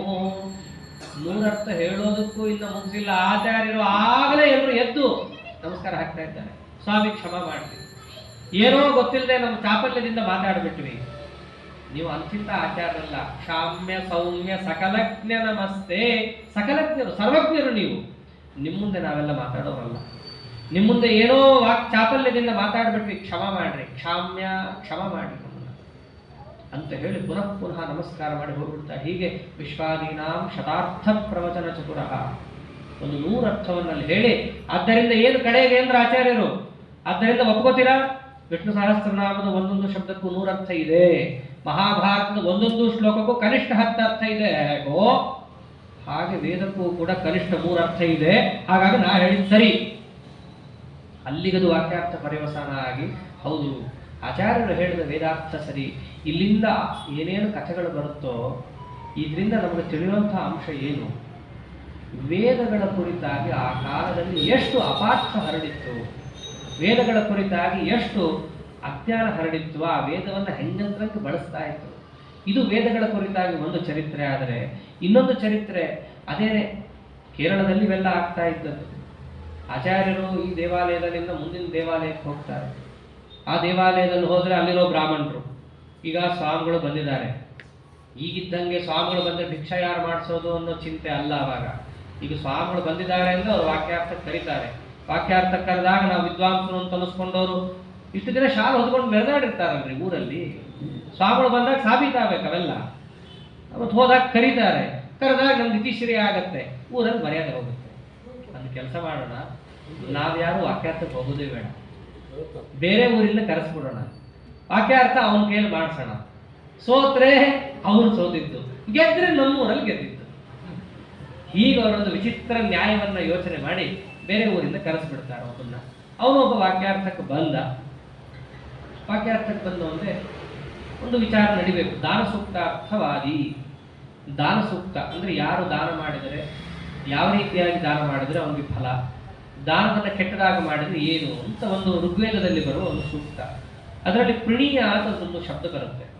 ಇದರ ಅರ್ಥ ಏನು ಅಂತ ಯೋಚನೆ ಮಾಡ್ತಾ ಇರಬೇಕಾದ್ರೆ ಆಚಾರ್ಯರಂದ್ರು ಪ್ರಣು ದಾನೆ. ಪ್ರಣು ಅಂತ ಒಂದು ಧಾತು, ಅದು ದಾನ ಅನ್ನೋ ಅರ್ಥದಲ್ಲಿದೆ ಅಂತ. ಅಲ್ಲಿದ್ದವನೊಬ್ಬ ಅಂದ, ಯಾರು ವಾಕ್ಯಾರ್ಥಕ್ಕೆ ಕರ್ಕೊಂಡ್ ಬಂದಿದ್ದಲ್ಲ ಫಾರಿನ್ ಪ್ಲೇಯರ್, ಅವನಂತ ಇದ್ದಾನೆ, ಅದು ಪ್ರಣಧಾತು ಅಲ್ಲ, ಪ್ರೀಣನೆ ಅಂತಂದ. ಆಚಾರ ವಾಕ್ಯಾರ್ಥ ಎಲ್ಲಿಗೆ ಹೋಗ್ತಾ ಇದೆ ಅಂದ್ರೆ ಇದು ಉತ್ತರ ಹೇಳಬೇಕು, ಬೈಬೇಕು ಇವನಿಗೆ. ಅಲ್ಲ, ಪ್ರಾಗು ಪ್ರೀಗೂ ವ್ಯತ್ಯಾಸ ಗೊತ್ತಾಗಲ್ವ ನಿನಗೆ ಅಂತಂದು. ಪ್ರಾದಿಭೇದಂ ಅವಿದಂ ಗುಣಯತ್ವಂ ಮೂಢಪಾಂಸು ಶಲಿಖನ್ಲಿಪಿ ಸಂಗಂ. ಪ್ರಾಗು ಪ್ರೀಗೂ ವ್ಯತ್ಯಾಸ ಗೊತ್ತಿಲ್ಲದೆ ವೇದಕ್ಕೆ ಅರ್ಥ ಹೇಳ್ತೀನಿ ಅಂತೆಲ್ಲ ಸರಿನಾ? ಇದು ಹಿಂದಿನ ಕಾಲದಲ್ಲಿ ಅಕ್ಷರಾಭ್ಯಾಸ ಮಣ್ಣಿನ ಮೇಲೆ ಮಾಡಿಸ್ತಾ ಇದ್ರು. ಇವಾಗೆಲ್ಲ ಸ್ಲೇಟು ಬಳಪ, ಅವಾಗೆಲ್ಲ ನದಿ ತೀರದಲ್ಲಿ ಮಣ್ಣು, ಅದರ ಮೇಲೆ ಕೈಯಿಂದ ಬರೆಸೋರು. ಇವರು ಅದನ್ನೇ ಅಂದ್ರು, ಮಣ್ಣಲ್ಲಿ ಹೋಗ್ಬಿಟ್ಟು ಬರೀ ಪ್ರಾ ಪ್ರಾ ಪ್ರೀ ಪ್ರೀ ಅಂತ ಬರೀ ಮೊದಲು ಗೊತ್ತಾಗುತ್ತೆ. ಅವಾಗ ಪೃಣ ಧಾತುನೋ ಪ್ರೀನ್ ಧಾತುನೋ ಒಂದು ಅರ್ಥ ಅಕ್ಷರ ಜ್ಞಾನ ಇಲ್ಲ, ವೇದಕ್ಕೆ ಅರ್ಥ ಮಾಡಕ್ ಬರ್ತೀರಾ ನೀವೆಲ್ಲ ಅಂತ ಬೈದು ಕಳಿಸ್ಬಿಡ್ತಾರೆ ಆಚಾರ್ಯ. ಅಂದ್ರೆ ವೇದಕ್ಕೆ ಆಗಿನ ಕಾಲದಲ್ಲಿ ಮನಸ್ಸೋ ಇಚ್ಛೆ ಅರ್ಥ ಮಾಡುವಂತಹ ವಾತಾವರಣ ಇದ್ದದ್ದು.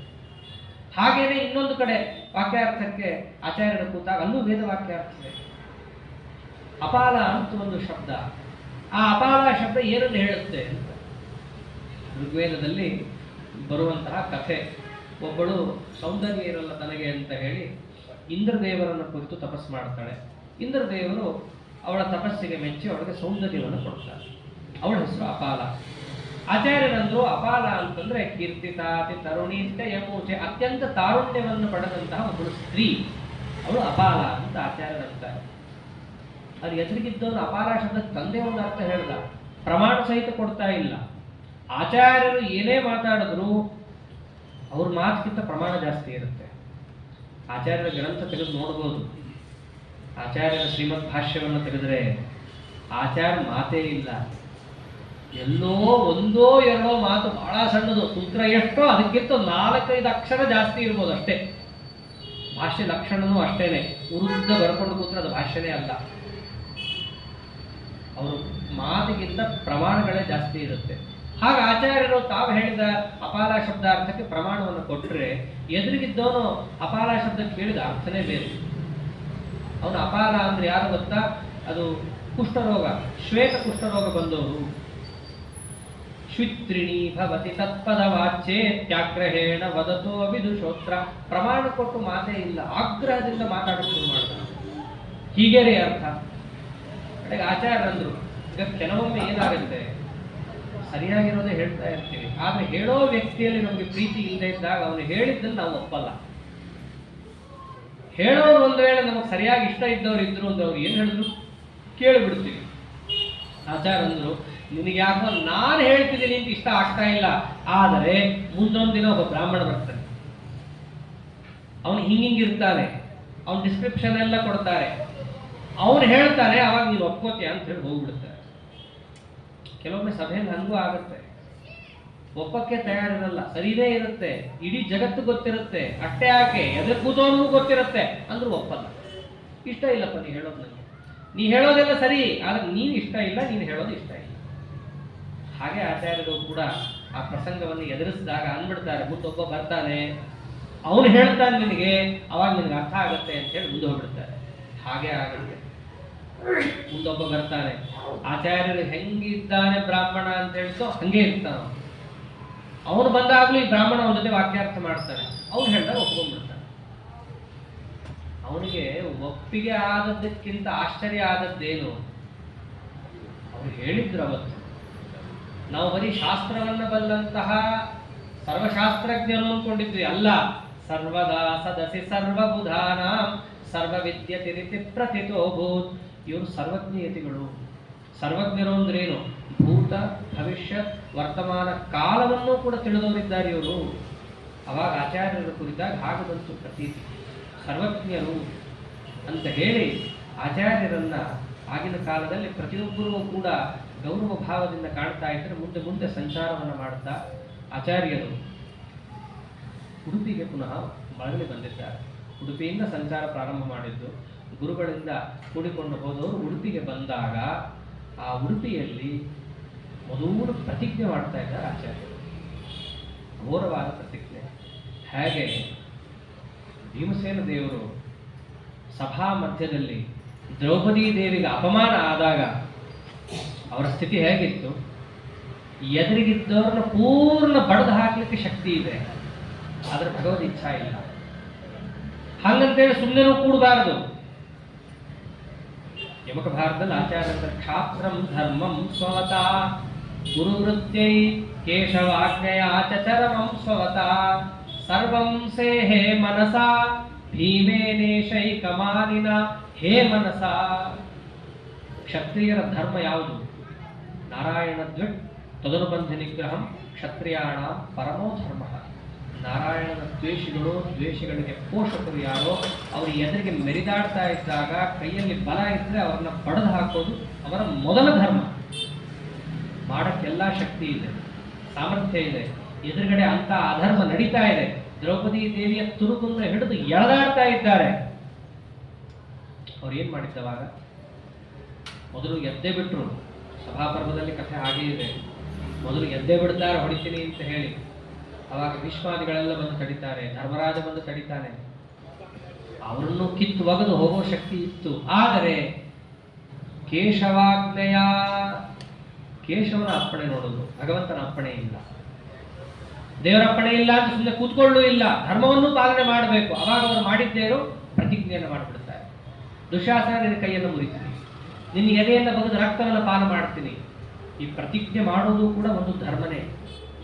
ನಮ್ಮ ವೈದಿಕ ಧರ್ಮದಲ್ಲಿ ಒಂದಿದೆ, ಸಂಕಲ್ಪ ಮಾತ್ರದಿಂದಲೂ ಕೂಡ ಭಗವಂತ ಮೆಚ್ಚಿಬಿಡ್ತಾನೆ. ಪ್ರಾರಂಭ ಮಾತ್ರ ಇಚ್ಛಾವ ವಿಷ್ಣು ಧರ್ಮೋ ಮನುಷ್ಯಫಲ. ಅವರವಾಗ ಸಂಕಲ್ಪ ಪ್ರತಿಜ್ಞೆ ಇವೆಲ್ಲ ಏನದು? ನಾವು ಸಂಧ್ಯಾವಂದನೆಯಲ್ಲಿ ಮಾಡ್ತೀವಲ್ಲ ಕರಿಷ್ಯೆ, ಅದು ಪ್ರತಿಜ್ಞೆನೇ, ಅದು ಇನ್ನೇನಲ್ಲದು. ಹಾಗ ಅವರು ಪ್ರತಿಜ್ಞೆ ಮಾಡಿದ್ರು ಅಂದ್ರೆ ಅರ್ಧ ಕೆಲಸ ಆದಂಗೆನೇ ಆಗಂತ. ಅದಕ್ಕೆ ಸಂಕಲ್ಪಕ್ಕೆ ತುಂಬ ಮಹತ್ವ ಇದೆ. ಹೇಗೆ ಭೀಮಸೇನ ದೇವರಲ್ಲಿ ದ್ರೌಪದಿ ದೇವಿಗೆ ಆದ ಅಪಮಾನವನ್ನ ಪ್ರತಿಭಟಿಸೋದಕ್ಕೋಸ್ಕರ ಭಗವಂತನ ಇಚ್ಛೆಗೆ ಅನುವರ್ತಿಗಳಾಗಿ ಭಾಗವತ ಧರ್ಮವನ್ನು ಪೂರ್ಣ ಮಟ್ಟದಲ್ಲಿ ಪಾಲಿಸೋದಕ್ಕೋಸ್ಕರವಾಗಿ ಮೊದಲು ಮಾಡಿದ್ದೇನಲ್ಲಿ ಪ್ರತಿಜ್ಞೆಯನ್ನು ಮಾಡ್ತಾರೆ. ಹೇಗೋ ಹಾಗೆ ಆಚಾರ್ಯರು ಮಾಡ್ತಾರೆ. ಉಡುಪಿಯಲ್ಲಿ ಅನಂತೇಶ್ವರನ ಮುಂದೆ ಬರ್ತಾರೆ. ವೇದ ಅಂದ್ರೆ ಸಾಕ್ಷಾತ್ ಭಾರತೀ ದೇವಿ. ಅಂತಹ ವೇದಕ್ಕೆ ಪ್ರತಿಯೊಬ್ಬರು ಕಂಡಲ್ಲಿ ಅಪಮಾನವನ್ನು ಮಾಡ್ತಾ ಇದ್ದಾರೆ. ಅದನ್ನು ನೋಡ್ಕೊಂಡು ನಾವು ಹೆಂಗೆ ಸುಮ್ಮನೆ ಕೂಡೋದು? ನಾವು ನಿಜವಾಗಿಯೂ ಕೂಡ ವೇದ ಸಂರಕ್ಷಣೆಗೆ ಬಂದವರು, ವೇದದ ಅರ್ಥವನ್ನು ಜಗತ್ತಿಗೆ ಯಥಾಸ್ಥಿತವಾಗಿ ಏನಿದೆ ಅಂತ ತಿಳಿಸಕ್ಕೆ ಬಂದವರು. ಆದ್ರೆ ಪೂರ್ಣ ತಿಳಿಸೋಣ, ವೇದಾಂತವನ್ನು ಜಗತ್ತಿಗೆ ಹರಡೋಣ ಅಂದ್ರೆ ಭಗವಂತನ ಆದೇಶ ಇಲ್ಲ. ಅವನು ಭಾಷ್ಯ ಬರೀ ಅಂತ ಆದೇಶ ಕೊಟ್ಟಿದ್ದಾನೆ ದೇವರು. ಗುಣಗಳನ್ನು ತಿಳಿಸು ಅಂತ ಅಷ್ಟೇ ಹೇಳಿದ್ದಾರೆ ದೇವರು. ಆದ್ರೆ ಆಚಾರ್ಯ ನೋಡಿದ್ರು, ಕೆಂಡ ಆಗಿ ಹೋಗ್ತಾರೆ ಆಚಾರ್ಯರು. ಅವ್ರು ಹೆಂಗ್ ನೋಡಿದ್ದಾರವಾಗ ಅಂದ್ರೆ, ವೇದಿಜಾಮಿ ವಪುರಾ ಭರತಾಗ್ರ್ಯ ಸಸ್ವಯಂ ಶ್ರುತಿತತಿಂ ಖಲು ದೃಷ್ಟ್ವಾ ಪುಷ್ಟ ಬುದ್ಧಿರಕರೋತ್ತರುಣಾರ್ಥಿ ದುಷ್ಟ ಪಕ್ಷ ದಮನ ಸ್ಥಿರ ಸಂಧಾಂ. ಅನಂತೇಶ್ವರ ದೇವರಿಗೆ ಎದುರಿಗೆ ನಿಂತು ಆಚಾರ್ಯ ಪ್ರತಿಜ್ಞೆಯನ್ನು ಮಾಡ್ತಾ ಇದ್ದಾರೆ. ನೋಡಕ್ಕಾಗ್ತಾ ಇಲ್ಲ ಈ ವೇದಕ್ಕಾದ ದುಸ್ಥಿತಿಯನ್ನ. ಹೆಂಗೆ ಆ ಸಭಾ ಮಧ್ಯದಲ್ಲಿ ದ್ರೌಪದಿ ದೇವಿ ಕೂಗ್ತಾ ಇದ್ದಲ್ಲ, ವಾರ್ಯತಾಂಬುಧ ಜನೈರ್ನನು ಹಾಹ ನೈಷ ಧರ್ಮ ಇತಿ ಚಾಭಿದಧಾನಾಂ. ಇದು ಧರ್ಮ ಅಲ್ಲ, ನಿಮ್ಗೆಲ್ರಿಗೂ ಗೊತ್ತಿದೆ ವೇದಕ್ಕೆ ಹಿಂಗ ಅರ್ಥ ಅಲ್ಲ ಅಂತ. ಆದ್ರೂ ಎಲ್ಲ ಬಾಯಿ ಹೊರಕೊಂಡು ಕೂತಿದ್ದೀರಾ. ದ್ರೌಪದಿ ದೇವಿ ಇದೇ ಮಾತಾಡಿದ್ರು. ಹಂಗೆ ಎಲ್ಲ ವೇದನು ಹೇಳ್ತಾ ಇದೆ ಇದು ಧರ್ಮ ಅಲ್ಲ, ಜೀವ ಬ್ರಹ್ಮೈಕ್ಯ ಅನ್ನೋದು ವೇದದಲ್ಲಿ ಹೇಳಿಲ್ಲ. ಬಾಯಿ ಬಿಟ್ಟು ಹೇಳ್ತಾ ಇದೆ, ಸರ್ವೋತ್ಕರ್ಷೆ ದೇವದೇವಸ್ಯ ವಿಷ್ಣೋಹೋ ಮಹಾತಾತ್ಪರ್ಯಂ ನೈವ ಚಾನ್ಯತ್ರ ಸತ್ಯಂ. ವೇದನೆ ಬಾಯಿ ಬಿಟ್ಟು ಭಗವಂತನ ಅನಂತ ಕಲ್ಯಾಣ ಗುಣಪೂರ್ಣವನ್ನು ತಿಳಿಸೋದ್ರಲ್ಲಿ ತಾತ್ಪರ್ಯ ಇದೆ ಅಂತ ಹೇಳುತ್ತಿದ್ದಾಗಲೂ ಜೀವ ಬ್ರಹ್ಮೈಕ್ಯದಲ್ಲಿದೆ ಮತ್ತೊಂದರಲ್ಲಿದೆ ಅಂತಂದ್ರೆ ಎಲ್ಲಿ ಹೋಗಲಿ ಅಂತ ಇದೆ ವೇದ. ಹಾಗೆ ದ್ರೌಪದಿ ದೇವಿಯ ತುರುಗನ್ನ ಹಿಡಿದು ಎಳೆದಾಡದಲ್ಲ, ಹಂಗೆ ವೇದದ ತುರುಗು ಯಾವುದು? ವೇದದ ಶಿರಸ್ಸು ಅಂತ ಕರೆಯೋದು ಉಪನಿಷತ್ತು. ಆ ಎಲ್ಲಾ ಉಪನಿಷತ್ತನ್ನು ಹಂಗೆ ಎಳೆದಾಡಿ ತಮಗೆ ಬೇಕಾದಂತೆ ಅದನ್ನ ಎಳೆದಾಡಿ ಅರ್ಥವನ್ನ ಮಾಡಿ ಯಾವಾಗ ವೇದದಕ್ಕೆ ಯಾವ ಮಹತ್ವನೇ ಇಲ್ಲ ಅಂತ ಅಪಮಾನ ಮಾಡಿದ್ದಾರೋ ಅದನ್ನು ನೋಡಿದ್ರು. ಹೆಂಗೆ ಭೀಮಸೇನ ದೇವರು ದ್ರೌಪದಿ ದೇವಿಗೆ ಆದ ಅಪಮಾನವನ್ನ ನೋಡಿ ಪ್ರತಿಜ್ಞೆಯನ್ನು ಹೇಗೆ ಮಾಡ್ತಾರೋ ಘೋರವಾಗಿ, ಹಾಗೆ ಆಚಾರ್ಯರು ಮಾಡ್ತಾರೆ. ದುಷ್ಟ ಪಕ್ಷ ದಮನ ಸ್ಥಿರ ಸಂಧಾಂ. ಒಬ್ಬರನ್ನು ನಾನು ಉಳಿಸಲ್ಲ, ಪ್ರತಿಯೊಂದು ದುರ್ಮತವನ್ನು ನಾನು ಖಂಡನ ಮಾಡೇ ಮಾಡ್ತೀನಿ. ಅದಕ್ಕೆ ಅಂತಿದ್ದಲ್ಲ, ಭ್ರಾಂತಿ ಮೂಲತೆಯ ಸರ್ವ ಸಮಯಾನಾಮಯುಕ್ತಿತಃ. ಆಚಾರ್ಯರ ಅಣುಭಾಷ್ಯದಲ್ಲಿ ಬರೋ ಮಾತಿದು. ಅದರದೇ ವಿಶ್ವರೂಪ ನ್ಯಾಯಸುಧಾ ಅನುವ್ಯಾಖ್ಯಾನದಲ್ಲಿ ತೋರಿಸಿದ್ದು. 1-2 ಮತ ಅಲ್ಲ, ಎಲ್ಲಾ ಮತವೂ ಕೂಡ ಅಬದ್ಧನೆ. ಯಾಕೆ? ಭ್ರಾಂತಿ ಮೂಲತೆಯ. ಎಲ್ಲವೂ ಭ್ರಾಂತಿ ಮೂಲ ಆಗಿದೆ. ಇಷ್ಟು ಯಾವಾಗ ಪ್ರತಿಜ್ಞೆಯನ್ನು ಆಚಾರ್ಯರು ಮಾಡಿದ್ದಾರೋ, ಭಗವಂತನ ಆದೇಶ ಇಲ್ಲ ಅಂದ್ರೆ ಅವನ ಆದೇಶವನ್ನೇ ಪಡಿಬೇಕು. ಹಂಗಂತ ಹೇಳಿ ಭಗವಂತ ಇಲ್ಲಿ ಯಾತಕ್ಕಾಗಿ ಕಳಿಸಿದ್ದಾನೋ ಅದನ್ನು ಬಿಡಬಾರ್ದು. ಅದಕ್ಕೋಸ್ಕರ ಮೊದಲು ಏನು ಮಾಡ್ತಾರೆ, ಭಗವಂತನ ಸಾಕ್ಷಾತ್ ಮಾತು ಶ್ರೀಮದ್ ಭಗವದ್ಗೀತಾ, ಅದಕ್ಕೆ ತಾವು ಭಾಷ್ಯವನ್ನು ಬರೆದು ಅವ್ರ ಗುರುಗಳಿಗೆ ಕೊಡ್ತಾರೆ. ನೋಡ್ರಿ, ಇದನ್ನ ನಾನು ಇದ್ರೆ ನಿಮ್ಗೇನು ಆನಂದ ಸಿಗಬೇಕೋ ಈ ಭಗವದ್ಗೀತಾ ಭಾಷ್ಯದಿಂದ ನಿಮ್ಗೆ ಅದೇ ಆನಂದ ಸಿಗುತ್ತೆ. ಆದ್ದರಿಂದ ಈ ಭಗವದ್ಗೀತಾ ಭಾಷ್ಯವನ್ನ ನೀವು ಇಟ್ಕೊಳ್ರಿ ಅಂತ ಹೇಳಿ ಗುರುಗಳ ಹತ್ರ ಅಪ್ಪಣೆಯನ್ನು ತಗೊಂಡು ತಾವಲ್ಲಿಂದ ಹೊರಡುತ್ತಾರೆ. ಏನು ಹೇಳಿ ಹೊರಡುತ್ತಾರೆ? ಬಹಳ ಚೆನ್ನಾಗಿದೆ ಅದು ಮಾತು. ನಾನು ಯಾತಕ್ಕಾಗಿ ಬಂದಿದ್ದೀನೋ ಅದರ ಕಾರಣವನ್ನು ಹುಡುಕೊಂಡು ಅದರ ಫಲವನ್ನು ಹುಡುಕೊಂಡು ದೇವರ ಹತ್ರ ಅದನ್ನು ಕೇಳ್ಕೊಂಡು ಬರಕ್ಕೆ ಹೋಗ್ತಾ ಇದ್ದೀನಿ ಅಂತ ಹೇಳ್ತಾರೆ. ಅಂತಾರೆ ದೇಹೋಪಸಂಗ್ರಹ ಸ್ಯಾತ್ ಯತ್ಫಲಂ ದೇವಚೋದಿತಂ. ಈ ದೇಹ ಬಂದಿದ್ದಕ್ಕೆ ಏನು ಸಾರ್ಥಕ್ಯ ಇದೆ ಅಂತ ತಿಳ್ಕೊಳಕ್ ಹೊರಡ್ತಾ ಇದ್ದೀನಿ ನಾನು. ಮನಸ್ಸಿಲ್ಲ ಪುರುಷೋತ್ತಮ ತೀರ್ಥರಿಗೆ, ಅಚ್ಯುತ ಪ್ರೇಕ್ಷಾಚಾರ್ಯರಿಗೆ ಒಪ್ಪಕ್ಕೆ. ಆದ್ರೆ ಏನ್ ಮಾಡೋದು, ಹೋಗ್ತೀನಿ ಅಂತ ಇದ್ದಾನೆ, ಅವ್ರ ಬಾಯಿ ಕಟ್ಟು ಇಲ್ಲ ಅನ್ನಕ್ಕೆ. ಆಯ್ತು ಅಂತ ಹೇಳಿ ಅಪ್ಪಣೆಯನ್ನು ಕೊಡ್ತಾರೆ. ಆಚಾರ್ಯರು ಹೊರಡ್ತಾರೆ ಅಂತಂದ್ರೆ ಒಂದು ಶಿಷ್ಯ ಪರಿವಾರ ಅವರಿಗೆ ಹಿಂದೆಯೇ ಹೊರಡುತ್ತೆ. ಎಲ್ಲಾ ತೀರ್ಥಕ್ಷೇತ್ರವನ್ನ ದಾಟುತ್ತಾ ಪ್ರತಿಯೊಂದು ನದಿಯಲ್ಲಿ ಹೋಗಬೇಕು, ಅಲ್ಲಿ ಮುಳುಗು ಹಾಕಬೇಕು, ಮುಂದಕ್ಕೆ ಹೋಗಬೇಕು. ಮುಳುಗು ಹಾಕಿದ್ರಿಂದ ಯಾರಿಗೆ ಶುದ್ಧಿ? ನದಿಗೆ ಶುದ್ಧಿ. ಪ್ರತಿಯೊಂದು ಕ್ಷೇತ್ರಕ್ಕೆ ಹೋಗಬೇಕು, ಅಲ್ಲಿ ಮುಳುಗು ಹಾಕಬೇಕು. ಆ ನದಿಯಲ್ಲಿ ಏನೇನು ಜನ ಹೋಗಿ ಪಾಪ ಬಿಟ್ಟಿರ್ತಾರೋ ಅದನ್ನೆಲ್ಲ ಇವರು ಪ್ರಕ್ಷಾಳನೆಯನ್ನು ಮಾಡಿ ಮುಂದಕ್ಕೆ ಹೋಗಬೇಕು. ಹೀಗೆ ಪ್ರತಿಯೊಂದು ಕ್ಷೇತ್ರಕ್ಕೂ ಹೋಗ್ತಾ ಅಲ್ಲಿ ವಿಚಿತ್ರ ಲೀಲೆಯನ್ನು ತೋರಿಸ್ತಾ ಭರತ ಖಂಡದ ಅಧಿದೇವತಾ ಸಾಕ್ಷಾತ್ ಬದರಿ ನಾರಾಯಣ ಅವನ ಹತ್ರ ಹೋಗಿ ತಮ್ಮ ಸನ್ನಿಧಾನವನ್ನು ಇಡ್ತಾರೆ. ಅಲ್ಲಿಗೆ ಹೋಗಿ ದೇವರಿಗೆ ಏನಾದರೂ ಅರ್ಪಣೆ ಮಾಡಬೇಕಲ್ಲ. ಸ್ವಾಮಿಗಳು ತಮ್ಮದೇನೋ ಅದನ್ನು ದೇವರಿಗೆ ಅರ್ಪಣೆ ಮಾಡಬೇಕು. ಅವ್ರದ್ದೇನು ಬಂಗಾರದ ಕವಚ ಮಾಡಿ ಸಾಕ್ಸೋದಲ್ಲ. ಸ್ವಾಮಿಗಳ ಹತ್ರ ಅದು ಯಾವುದು ಇರೋದು ಇಲ್ಲ. ಸ್ವಾಮಿಗಳ ಆಸ್ತಿ ಅಂದ್ರೆ ಎರಡೇ, ಒಂದು ದೇವರು, ಇನ್ನೊಂದು ಜ್ಞಾನ ಪುಸ್ತಕ. ಅವಾಗ ತಾವೇನು ಭಗವದ್ಗೀತಾ ಭಾಷ್ಯವನ್ನ ನಿರ್ಮಾಣ ಮಾಡಿದ್ರು ಅದನ್ನೇ ತಗೊಂಡು ಹೋಗಿ ನಾರಾಯಣ ದೇವರಿಗೆ ಸಮರ್ಪಣೆ ಮಾಡ್ತಾರೆ. ಇದೇ ನಿನಗೆ ನಾನು ಕೊಡ್ತಾ ಇರುವಂತಹ ದಕ್ಷಿಣ ಸ್ವಾಮಿ. ಯಾಕೆಂದ್ರೆ ನನ್ನ ಆಶ್ರಮಕ್ಕೆ ತಕ್ಕಂತಹದ್ದನ್ನ ಉತ್ತಮವಾದದ್ದನ್ನು ನಾನು ಕೊಡಬೇಕು. ಭಗವದ್ಗೀತಾ ಭಾಷ್ಯಕ್ಕಿಂತ ಉತ್ತಮವಾದದ್ದು ಯಾವುದೂ ಇಲ್ಲ. ಆದ್ದರಿಂದ ಈ ಭಗವದ್ಗೀತಾ ಭಾಷ್ಯವನ್ನು ನಿನ್ನ ಎದುರಿಗೆ ಅರ್ಪಣೆ ಮಾಡ್ತಾರೆ. ಅವರೇ ನಿಮ್ಮಂತಹ ಆಚಾರ ಅಲ್ಲ. ನಾವಾದರೆ ದೇವ್ರ ಹುಂಡಿಗೆ ಹೋಗ್ಬಿಟ್ಟು ಬುಕ್ ಹಾಕ್ಬಿಟ್ಟು ಹಾಕಿದೆ ಅಂತ ಹೇಳಿ ಬರ್ತೀವಿ. ಅವ್ರು ಹಂಗಲ್ಲ. ರಾತ್ರಿ ಕಾಲದಲ್ಲಿ ಎಲ್ಲ ಶಿಷ್ಯರನ್ನು ಹೊರ ಕಳಿಸಿದ್ರು. ಆಗ ಬದ್ರಿನಾರಾಯಣ ದೇವರು ಇದ್ದಂತಹ ಸ್ಥಳಕ್ಕೆ ಅನಂತ ಮಠ ಅಂತ ಕರಿತಾ ಇದ್ರು. ಅನಂತ ಮಠದಲ್ಲಿ ಅಲ್ಲೆಲ್ಲ ಹಂಗೆ ಅಲ್ಲ ಹೆಸರು, ಜೋಶಿ ಮಠ, ಅನಂತ ಮಠ ಅಂತ ಆಗಿನ ಕಾಲದಲ್ಲಿ ಕರಿತಾ ಇದ್ದದ್ದು. ಆ ಅನಂತ ಮಠದಲ್ಲಿ ಬಾಗಿಲು ಹಾಕೊಂಡ್ಬಿಡ್ತಾರೆ ಆಚಾರ್ಯ ಎದುರಿಗೆ. ನಾರಾಯಣ ದೇವರು ತಾವು ಗೀತಾ ಭಾಷ್ಯವನ್ನು ಹೇಳ್ತಾ ಇದ್ರು. ಶುರು ಮಾಡಿದ್ರು. ದೇವಂ ನಾರಾಯಣಂ ನತ್ವಾ ಸರ್ವದೋಷ ವಿವರ್ಜಿತಂ ಪರಿಪೂರ್ಣಂ ಗುರುಂಶ್ಚಾನ್ ಗೀತಾರ್ಥಂ ವಕ್ಷ್ಯಾಮಿ ಶಕ್ತಿತಃ ಅಂತ ಶುರು ಮಾಡಿದ್ರು. ಸರ್ವಗುಣಪೂರ್ಣನಾದಂತಹ ಶ್ರೀಹರಿ ನಿನಗೆ ನಮಸ್ಕಾರ ಮಾಡಿ ಗೀತೆಯ ವಾಸ್ತವವಾದ ಅರ್ಥ ಏನಿದೆ ಅದನ್ನು ನನ್ನ ಶಕ್ತಿ ಇದ್ದಷ್ಟು ಹೇಳ್ತೀನಿ. ಎದುರಿಗೆ ಏನು ಕಲ್ಲಲ್ಲ ಇದ್ದದ್ದು, ಆಚಾರ್ಯರಿದ್ದಾರೆ ಅಂದ್ರೆ ನಾರಾಯಣ ದೇವರೇ ಇದ್ದದ್ದು. ತಕ್ಷಣ ನಾರಾಯಣ ದೇವರು ಕರೆಕ್ಷನ್ ಮಾಡೇ ಬಿಟ್ಟ. ಅಲ್ಲೇ ಸರಿ ಮಾಡೋದನ್ನ ಏನ್ ಸರಿ ಮಾಡಬೇಕು? ಅಲ್ಲಿ ಶಕ್ತಿತಃ ಅಂತಿದೆಯಲ್ಲ, ಕಿತ್ತಾಕದು. ಮತ್ತೇನು ಬರಿಬೇಕು? ತೇನ ಲೇಷ ತಗಿತೀಹ ಪದಂ ಸ್ಯಾತ್ ಇತ್ಯಗತ್ಯತ ಜಗಜ್ಜನಕೇನ. ಅಲ್ಲಿ ನೀನು ಹಾಕ್ಬೇಕಾಗಿರೋ ಪದ ಲೇಷತಃ ಅಂತ ಹಾಕು. ಯಾಕೆ ಅಂದ್ರೆ ನಿನಗೆ ಭಗವದ್ಗೀತಾದಲ್ಲಿ ಏನೇನು ಅರ್ಥ ಇದೆಯೋ ಅದೆಲ್ಲವನ್ನ ನೀ ಪೂರ್ಣ ತಿಳ್ಕೊಂಡಿದ್ದೀಯಾ. ಅದನ್ನೆಲ್ಲ ನೀನು ಹೇಳ್ತಾ ಕೂತ್ರೆ, ಶಕ್ತಿ ಇದ್ದಷ್ಟು ಹೇಳಿದ್ರೆ ಇವ್ರು ಸತ್ತೋಗ್ತಾರೆ. ಇವರು ಜಗತ್ತಿಗೆ ತಡ್ಕೊಳಕ್ಕಾಗಲ್ಲ. ಆದ್ದರಿಂದ ನೀನು ಹೇಳಿರೋದು ಸ್ವಲ್ಪ ಇದೆ. ಆದ್ದರಿಂದ ನಿನಗೆ ತಿಳ್ಕೊಂಡಿರುವಂತಹದ್ದು ಅಪಾರ ಇದೆ. ಆದ್ದರಿಂದ ನೀನೇನಂತ ಬರೀ ಶಕ್ತಿತಃ ಅನ್ನೋದನ್ನ ಕಿತ್ತಾಕಿ ಲೇಷತಃ ಅಂತ ಬರೀ, ಸ್ವಲ್ಪ ಹೇಳ್ತಿದ್ದೀನಿ ಅಂತ ಬರೀ. ಹೀಗೆ ಯಾವಾಗ ಪರಮಾತ್ಮನೇ ಅದಕ್ಕೆ ಅಂಕಿತ ಹಾಕಿ ಕೊಟ್ಟನೋ, ಆಚಾರ್ಯರಿಗೆ ಮೊದಲೇ ಭಗವಂತನ ದರ್ಶನದಿಂದ ಆನಂದ. ಸಾಕ್ಷಾತ್ ಭಗವಂತನೇ ಕೇಳ್ತಾ ಇದ್ದಾರೆ. ಅಷ್ಟೂ ಭಗವದ್ಗೀತೆಯನ್ನು ಒಪ್ಪಿಸ್ತಾ ಇದ್ರೆ ಆಚಾರ್ಯರು ಹೇಳೋದನ್ನ ಕೇಳಿ ಆನಂದ ಪಟ್ಟು ಈಗ ಚಪ್ಪಾಳೆ ಹೊಡಿತಾರಲ್ಲ, ಸಂತೋಷ ಆದ್ರೆ, ಹಾಗೆ ನಾರಾಯಣ ದೇವರು ನೆಲಕ್ಕೆ ಕುಟ್ತಾ ಇದ್ದಾನೆ. ಉಚ್ಚತಾಂ ಅಂತ ಹೇಳಿ ನೆಲಕ್ಕೆ ಪರಮಾತ್ಮ ಸಂತೋಷದಿಂದ ಕುಟ್ತಾ ಇದ್ದಾನೆ. ಆ ಕುಟ್ತಾ ಇರೋ ಶಬ್ದ ಮಲ್ಕೊಂಡಿರೋ ಶಿಷ್ಯರಿಗೆ ಕೇಳಿಸ್ತಾ ಇದೆ. ಉಚ್ಯತಾಮಿತಿ ಮುಹುಸ್ಸ ಪೃಥಿವ್ಯಾ ಸ್ಫಾಲನಂ ಪದಮಹೋ ಹರಿಣೋಕ್ತಂ. ದೇವರು ಹೇಳ್ತಾ ಇರುವಂತಹ ಗಂಭೀರವಾದ ಶಬ್ದ ಎಲ್ಲ ಶಿಷ್ಯರಿಗೂ ಕೇಳಿಸ್ತಾ ಇದೆ. ಆ ಶಬ್ದವನ್ನು ಕೇಳಿಸ್ಕೊಂಡಿದ್ರೆ ಅರ್ಥ ಏನು ಅಂತ ಹೇಳ್ತಾರೆ ಆಚಾರ್ಯರೇ ಮುಂದೆ. ಅಲ್ಲಿ ಉಚ್ಚತಾಂ ಅಂತ ಹೇಳಿದ್ರೆ ಅರ್ಥ ಏನು? ನೀ ಹೇಳಿದ ಸರಿ ಇದೆ, ನನ್ನ ಅಭಿಪ್ರಾಯವನ್ನು ನೀನು ಗ್ರಂಥದಲ್ಲಿ ತುಂಬಿದ್ದೀಯಾ, ಹಾಗಾಗಿ ಇದನ್ನ ಜಗತ್ತಿಗೆ ಉಚ್ಚತಾಂ ಹೇಳು ನೀನು. ದೇವರ ಆದೇಶ ಕೊಟ್ಟ ಭಗವದ್ಗೀತಾ ಭಾಷ್ಯ ನೀವು ಬರೆದಿದ್ದು ನನಗೆ ಸಮ್ಮತಿ ಇದೆ ಹೇಳು ಅಂತ. ಹಾಗಾಗಿ ಮುಂದೆ ಪ್ರವಚನವನ್ನು ಮಾಡಿದ್ರು ಆಚಾರ್ಯರು. ಮಧ್ವಿಜಯವನ್ನು ನಾವು ನೋಡಿದಾಗ ಅಚ್ಯುತ ಪ್ರೇಕ್ಷಾಚಾರ್ಯರಿಗೆ ಬರೆದ್ರು, ಕೊಟ್ಟರು, ಹೇಳಿದ್ರು ಅಂತ ಬಂದಿಲ್ಲ. ಯಾವಾಗ ನಾರಾಯಣ ದೇವರು ನೀನು ಇದನ್ನ ಹೇಳು ಅಂತ ಆದೇಶ ಕೊಟ್ಟನೋ ಆಮೇಲೆ ಬೆಳಗ್ಗೆ ಎದ್ದು ಶಿಷ್ಯರೆಲ್ಲ ಬಂದು ಕೇಳಿದ್ರು, ಏನು ಸ್ವಾಮಿ ಏನೋ ಶಬ್ದ ಬರ್ತಾ ಇತ್ತು, ನಿಮ್ ಧ್ವನಿನೂ ಕೇಳಿದ್ದೀವಿ, ಅದೊಂದು ವಿಚಿತ್ರವಾದ ಗಂಭೀರವಾದ ವಿಶಿಷ್ಟವಾದ ಧ್ವನಿ, ಆದರೆ ಆ ಧ್ವನಿಗೂ ಮಿಗಿಲಾದ ಒಂದು ಧ್ವನಿ ಕೇಳಿಸ್ತಾ ಇತ್ತು. ಅವರು ಹೇಳ್ತಾ ಇದ್ರು, ಹೇಳ್ರಿ ಮುಂದೆ ಹೇಳ್ರಿ ಅಂತ ನಾರಾಯಣ ದೇವರು ಹೇಳ್ತಾ ಇದ್ರು ಅಂತ ಆಚಾರ್ಯ ಹೇಳಿದಾಗ ಅವ್ರಿಗೆಲ್ರಿಗೂ ಮಾರನೇ ದಿವಸ ಬೆಳಗ್ಗೆ ಭಗವದ್ಗೀತಾ ಭಾಷ್ಯವನ್ನು ಪಾಠ ಮಾಡ್ತಾರೆ ಆಚಾರ್ಯರು. ಪಾಠವನ್ನ ಮಾಡಿ ಅವ್ರು ಯಾತಕ್ಕಾಗಿ ಬಂದಿದ್ರು ಆ ಕೆಲಸವನ್ನು ಮಾಡ್ತಾರೆ. ನಾವಿಲ್ಲಿ ಬಂದಿದ್ದು ನನ್ನ ಈ ಅವತಾರದಕ್ಕೆ ಭಗವಂತನ ಆದೇಶ ಎಷ್ಟು ಮಟ್ಟಕ್ಕಿದೆ ಅಂತ ತಿಳ್ಕೊಳ್ಳೋದಕ್ಕೆ.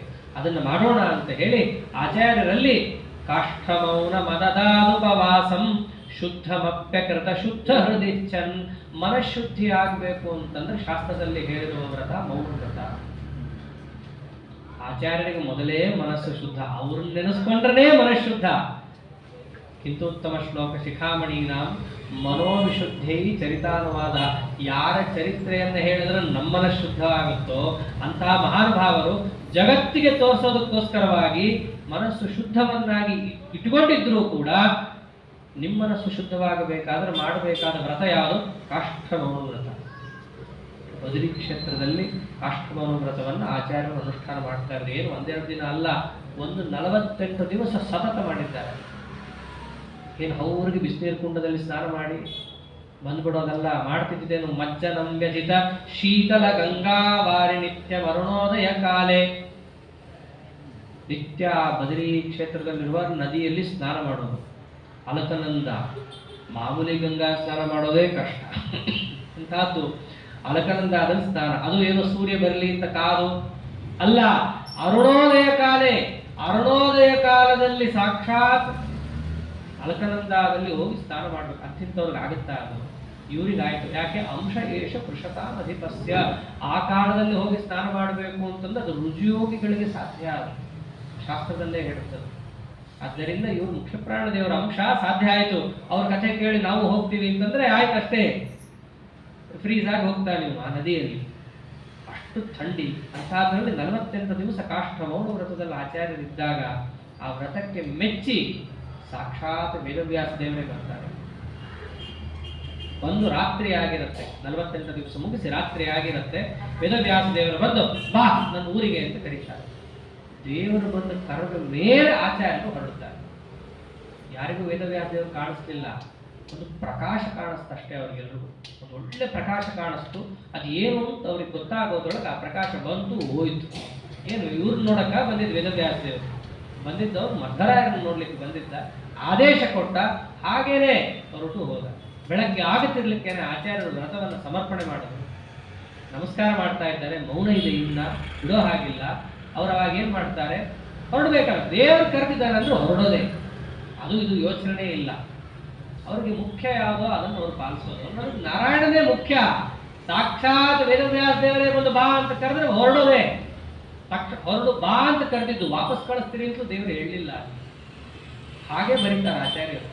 ಮೌನ ಇತ್ತು. ಒಬ್ಬ ಶಿಷ್ಯನನ್ನು ಕರೆಸೋದು. ಸುಧಾ ಮಧ್ವಿಜದಲ್ಲಿ ಹೇಳೋ ಪ್ರಕಾರ ಆಚಾರ್ಯನೇ ಬರೆದ್ರು ಅಂತಿದೆ. ಮೌನವಾನ್ ಅಲಿಖದ್ ಉತ್ತಮ ಚಿತ್ತ ಶಿಷ್ಯ ಶಿಕ್ಷಣ ಪರ ಕರುಣಾವಾನ್. ಎಲ್ಲ ಶಿಷ್ಯರ ಮೇಲೆ ಕಾರುಣ್ಯ.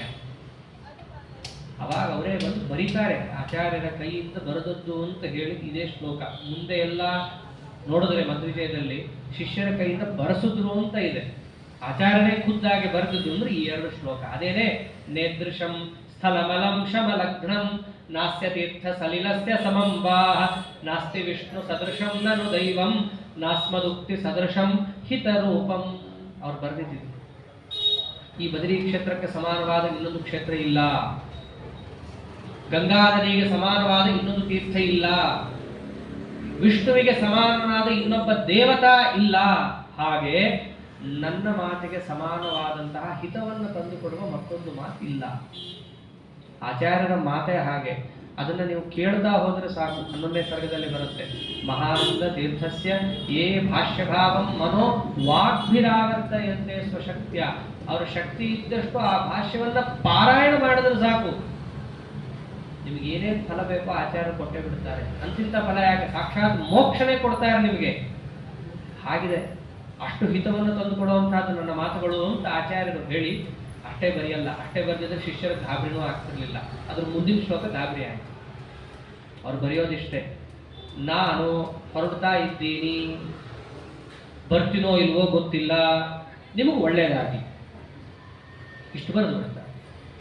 ಎಲ್ಲ ಶಿಷ್ಯರಿಗೂ ಕಣ್ಣಲ್ಲಿ ನೀರೇ ಬಂದ್ಬಿಡುತ್ತೆ. ಸ್ವಾಮಿ, ನಮ್ಮನ್ನು ಬಿಟ್ಟು ಅನಾಥರನ್ನಾಗ ಮಾಡಿ ನೀವು ಹೋದ್ರೆ ನಮ್ಮನ್ನು ಕಾಪಾಡೋರು ಯಾರು? ನಿಮ್ಮನ್ನು ಬಿಟ್ಟು ನಾವು ಎಲ್ಲೂ ಹೋಗಲ್ಲ, ನೀವು ನಮ್ಮನ್ನು ಬಿಟ್ಟು ಹೋಗಬೇಡ್ರಿ ಅಂತ ಹೇಳಬೇಕು ಅಂತ ಬಾಯಿ ತನಕ ಬಂದಿತ್ತು. ಮಾತಾಡೋದು ಎಲ್ಲಿ ನಾವು ಮಾತಾಡಿದ್ರೆ ಗುರುಗಳಿಗೆ ಅಪಚಾರ ಆಗುತ್ತೋ ಅಂತ ಪ್ರತಿಯೊಬ್ಬರು ಕಣ್ಣಿನಲ್ಲಿ ನೀರು ಬಂದಿದ್ದನ್ನು ತಡ್ಕೊಂಡು ಹಾಗೆ ಇಟ್ಕೊಂಡಿದ್ದಾರೆ. ಗಂಟಲು ಬಿಗಿದು ಬಿಟ್ಟಿದೆ. ಆಚಾರ್ಯನ ತಡೆಯೋದು ಹೇಗೆ? ಯಾರಿಗೂ ಕೂಡ ಬಾಯಿ ಬರ್ತಾನೆ ಇಲ್ಲ. ಆಚಾರ್ಯ ಎದ್ರು ದಂಡಕಾಷ್ಟ ಹಿಡ್ಕೊಂಡು ನಡೀತಾ ಇದ್ದಾರೆ ಅವರು. ಸತ್ಯತೀರ್ಥರು ಅವ್ರು ಬಿಡಲಿಲ್ಲ. 3 ಸರ್ತಿ ಐತರೇಯೋಪನಿಷತ್ತನ್ನು ಆಗ್ಲೇ ಕೇಳಿದ್ರು ಅವ್ರ ಕಡೆ. ಅವ್ರು ಯೋಚನೆ ಮಾಡಿದ್ರು, ಈಗ ನಾವು ಆಚಾರ್ಯ ನಿಲ್ರಿ ಅಂದ್ರೆ ತಪ್ಪು, ಅವ್ರ ಜೊತೆ ನಾವು ಹೋಗ್ಬಿಟ್ರೆ ಅದೇನು ತಪ್ಪಲ್ಲಲ್ಲ, ನಾವು ಅವ್ರ ಜೊತೆ ಹೋಗೇ ಬಿಡೋಣ ಅಂತ ಅವ್ರು ಹೊರಟೇ ಬಿಟ್ರು. ಯಾಕೆ? ಸದ್ಗುರೋರ್ನ ವಿರಹಂ ಸಹ ಮಾನಃ ಸತ್ಯತೀರ್ಥ ಯತಿರನ್ವಗಮತ್ತಂ.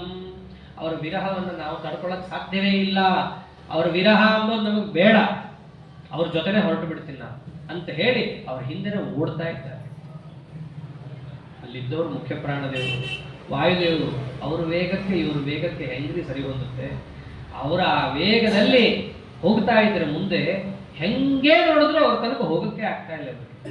ಆಚಾರ್ಯರು ಒಂದು ಬೆಟ್ಟದ ಮೇಲೆ ತಮ್ಮ ಪಾದವನ್ನು ಇಟ್ಟುಕೊಂಡು ವೇಗವಾಗಿ ಹೋಗ್ತಾ ಇದ್ದಾರೆ. ಇವರು ಅಲ್ಲಿಂದಲೇ ಹಿಂದೆ ಓಡ್ತಾ ಇದ್ದಾರೆ, ಗುಡುಗುಡು ಅಂತ ಎಲ್ಲ ಆಗಬೇಕು. ಕಡೆಗೆ ಬೆಳಗ್ಗೆ ಹೊರಟಿದ್ದ ಆಚಾರ್ಯರು, ಸಂಜೆ ಆಗೋಗಿದೆ, ಸತ್ಯತೀರ್ಥರು ಓಡ್ತಾರೆ ಇದ್ದಾರೆ, ಏಕ ಪ್ರಕಾರ ಆಚಾರ್ಯ ಸಿಗ್ತಾ ಇಲ್ಲ. ಆಯ್ತಿಲ್ಲ, ಇನ್ನು ನಾನು ವಾಪಸ್ಸು ಹೋಗೋಕ್ಕಾಗಲ್ಲ, ದಾರಿ ತಪ್ಪಿಸ್ಕೊಂಡ್ಬಿಟ್ಟಿದ್ದೀನಿ. ಇತ್ಲ ಕಡೆ ಆಚಾರ್ಯರು ಸಿಗ್ತಾ ಇಲ್ಲ, ಗೋವಿಂದ ಅಂತ ಹೇಳಿ ಯಾವಾಗ ತಮ್ಮ ಮನಸ್ಸನ್ನು ಪೂರ್ಣ ವಿಶ್ರಾಂತಿಗೊಳಿಸಿ ಇನ್ನು ಆಚಾರ್ಯ ಕಾಪಾಡಬೇಕು ಅಂತ ಅನ್ಕೊಳಕ್ಕಿದ್ದ ಹಾಗೇನೆ ಅಲ್ಲಿ ತನಕ ಹಿಂದೆ ತಿರುಗಿ ನೋಡಿಲ್ಲ ಆಚಾರ್ಯರು. ಯಾವಾಗ ಇವ್ರ ಮನಸ್ಸಲ್ಲಿ ಇದು ಬಂತೋ ತಕ್ಷಣದಲ್ಲೇ ಆಚಾರ್ಯರು ಸ್ವಲ್ಪ ಹಿಂದೆ ತಿರುಗಿ ನೋಡ್ತಾರೆ, ಕೈಯಿಂದ ಸನ್ನೆ ಮಾಡ್ತಾರೆ. ಆನಿವೃತ್ತ ವಪುಷಾ ಗುರುನಾರ ಪಾಣಿನಾಹ್ಯ ವಿನಯೇನ ಸುನುನ್ನ. ಅಭಿನಯ ಸ್ವಲ್ಪ ಕೈಯಿಂದ ಹಿಂಗಂತಾರಷ್ಟೇ, ಹೋಗು ಅಂತ ಅರ್ಥದಲ್ಲಿ. ಬೆಳಗಿಂದ ಸಂಜೆ ತನಕ ಓಡ್ಕೊಂಡ್ ಬಂದಿದ್ದಾರೆ. ಅಷ್ಟು ಓಡ್ಕೊಂಡ್ ಬಂದಿದ್ದಂತಹ ದಾರಿಯನ್ನ ಕೇವಲ ಒಂದೇ ಒಂದು ಮುಹೂರ್ತದಲ್ಲಿ ಬಂದು ಮಠ ಹೊರಬಿಡ್ತಾರೆ. ಆಶ್ಚರ್ಯ ಅವ್ರಿಗೆ. ಅಲ್ಲ, ಬೆಳಗಿಂದ ಸಂಜೆ ತನಕ ಓಡೋದನ್ನು ನಾನು, ವಾಪಸ್ ಹೋಗು ಅಂತ ಅವ್ರ ಅಡ್ಡೆ ತೋರಿಸಿದ್ದು. ಒಂದು ವೇಳೆ ನಾವು ಮಧ್ಯರಾತ್ರಿನೋ ಇನ್ಯಾವಾಗಲೂ ಮುಟ್ಟಬೇಕಿತ್ತು, ಮುಟ್ಟಿದ್ರು ಆಶ್ಚರ್ಯನೇ. ಆ ಕಾಡು ದಾಟ್ಕೊಂಡು ಎಷ್ಟೆಷ್ಟೋ ದಾಟ್ಕೊಂಡು ಓಡ್ಕೊಂಡ್ ಬಂದ್ಬಿಟ್ಟಿದ್ದೀನಿ. ಕೆಲವೊಮ್ಮೆ ಹತ್ತು ಬಿಡ್ತೀವಿ ಸುಲಭವಾಗಿ, ಇಳಿಬೇಕಾದ್ರೆ ಹೆಂಗ್ ಹತ್ತದೆ ಅಂತ ನಮಗೆ ಅನಿಸ್ತಾ ಇರುತ್ತೆ.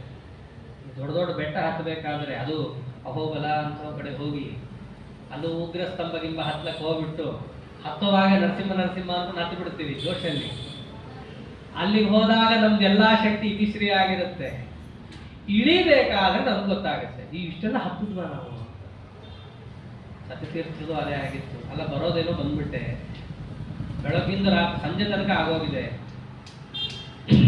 ಹೆಂಗೆ ಮುಟ್ತೀನೋ ಅಂತ ಅವ್ರಿಗೂ ಇತ್ತು. ಆದರೆ ಅಲ್ಲಿದ್ದವ್ರು ಯಾರು? ಮುಖ್ಯ ಪ್ರಾಣದೇವರು ಹಿಂಗೆ ಸನ್ನೆ ಮಾಡಿದ್ದಷ್ಟೇ. ಅಷ್ಟು ನಡ್ಕೊಂಡ್ಬಂದು ದಾರಿಯನ್ನ ಕೇವಲ 48 ಮಿನಿಟ್ನಲ್ಲಿ ಪೂರ್ಣಗೊಳಿಸಿ ಆಶ್ರಮದಲ್ಲಿ ಬಂದು ವೈಭವ ಹೇಳ್ತಾ ಇದ್ದಾರೆ. ಹೆಂಗ್ ಹೋಗ್ತಿದ್ರು ಗೊತ್ತಾ ಆಚಾರ್ಯರು?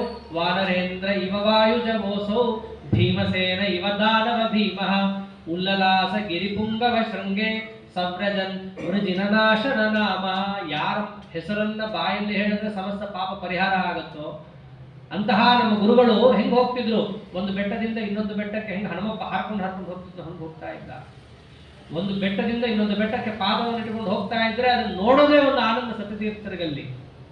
ಹಾಗೆ ವಿಚಿತ್ರವಾದ ಆಚಾರ್ಯರ ನಡಿಗೆ, ಅದನ್ನೇ ಅವರ ವರ್ಣನೆಯನ್ನು ಮಾಡ್ತಾ, ವೈಭವವನ್ನು ವರ್ಣನೆ ಮಾಡ್ತಾ ಅದರಲ್ಲೇ ಕಾಲ ಕಳೀತಾ ಇದ್ದಾರೆ. ಎಲ್ಲರೂ ಅಂದ್ರು ಸತ್ಯತೀರ್ಥರು ನೀವೇ ಧನ್ಯರು, ಸ್ವಲ್ಪ ಹೆಚ್ಚು ನೋಡಿದ್ದೀರಿ ಆಚಾರ್ಯರನ್ನ. ನಾವು ಆಶ್ರಮ ತನಕ ಅಷ್ಟೇ ನೋಡಿದ್ವಿ, ನೀವು ಸ್ವಲ್ಪ ಮುಂದೆ ಹೋಗಿ ಆಚಾರ್ಯ ಅನುಗ್ರಹವನ್ನು ಪಡೆದಿದ್ದೀರಿ ಅಂತ ಅಷ್ಟೇ ನೆನೆಸ್ಕೊಂಡು ಕೂತಿದ್ರೆ, ಆಚಾರ್ಯರು ಆ ದೊಡ್ಡ ಹಿಮಾಲಯವನ್ನು ದಾಟಕೊಂಡು ಹೋಗ್ತಾ ಇದ್ರೆ ಆಚಾರ್ಯರಿಗೆ ಹಿಮಾಲಯ ತರ ಕಾಣಿಸ್ಲೇ ಇಲ್ಲ. ಆ ಹಿಮಾಲಯವನ್ನು ಹೆಂಗ್ ನೋಡ್ತಾ ಇದ್ದಾರೆ? ಪಾದೋಪಾಂತರ ಮನ್ಮಹಾಮುನಿಗಣಂ ಹೇಮ ಪ್ರದೀಪ್ತಾಂಬರಂ ಶ್ರೀಮದ್ ರಕ್ತ ಕಲಾಪಮಗ್ರ ಕಟಕೈ ವಿಭ್ರಾಜಿತಂ ಹಾಟಕೈ ದೃಷ್ಟ್ವಾ ತಂ ಧರಣೀಧರಂ ಸುವನಮಾಂದೋಲಾಸಿನಂ ಸುಂದರಂ ಸ್ವಾನಂದಾಕೃತಿಮಸ್ಮರನ್ ಮುರರಿಪುಂ ಸ್ವಾನಂದ ತೀರ್ಥಸ್ತದಾ. ಇಡೀ ಬೆಟ್ಟ ಅವರಿಗೆ ಬೆಟ್ಟದ ಥರ ಕಾಣಿಸ್ತಾನೆ ಇಲ್ಲ, ಸಾಕ್ಷಾತ್ ನಾರಾಯಣ ದೇವರು ಅಂತ ನೋಡ್ತಾ ಇದ್ದಾರೆ. ನಾರಾಯಣ ದೇವರಿಗೆಲ್ಲ ಏನಿರುತ್ತೆ? ಪಾದೋಪಾಂತ ನಮನ್ಮಹ ಮುನಿಗಳ ಪರಮಾತ್ಮನ ಪಾದದಲ್ಲಿ ಎಲ್ಲಾ ಮುನಿಗಳು ತಲೆಬಾಗಿ ನಮಸ್ಕಾರ ಮಾಡ್ತಾ ಇರ್ತಾರೆ. ಹಾಗೆ ಹಿಮಾಲಯದ ಪಾದದಲ್ಲೂ ಬರೀ ಯೋಗಿಗಳೇ ಇರೋದಲ್ಲ, ಅಲ್ಲೂ ಯೋಗಿಗಳು ಕಾಣಿಸ್ತಾರೆ, ಪರಮಾತ್ಮನ ಪಾದದಲ್ಲೂ ಯೋಗಿಗಳು ಕಾಣಿಸ್ತಾರೆ. ಅದರಂತೆ ಹೇಮ ಪ್ರದೀಪ್ತಾಂಬರಂ, ಈ ಹಿಮಾಲಯದ ಮೇಲೆ ಸೂರ್ಯನ ಕಿರಣ ಬಿದ್ದರೆ ಬಂಗಾರದ ಬಣ್ಣದಂತೆ ಕಾಣುತ್ತೆ. ಅದು ಹೆಂಗೆ ಕಾಣಿಸ್ತು ಅಂದ್ರೆ ಪರಮಾತ್ಮನ ಈ ಪೀತಾಂಬರ ಬಟ್ಟೆ ಕಂಡಂಗೆ ಒಂದು ಕಾಣಿಸ್ತು. ಅದರಂತೆ ಶ್ರೀಮದ್ ರತ್ನ ಕಲಾಪ ಮಧ್ಯ ಕಟಕೈ ವಿಭ್ರಾಜಿತಂ ಹಾಟಕೈ.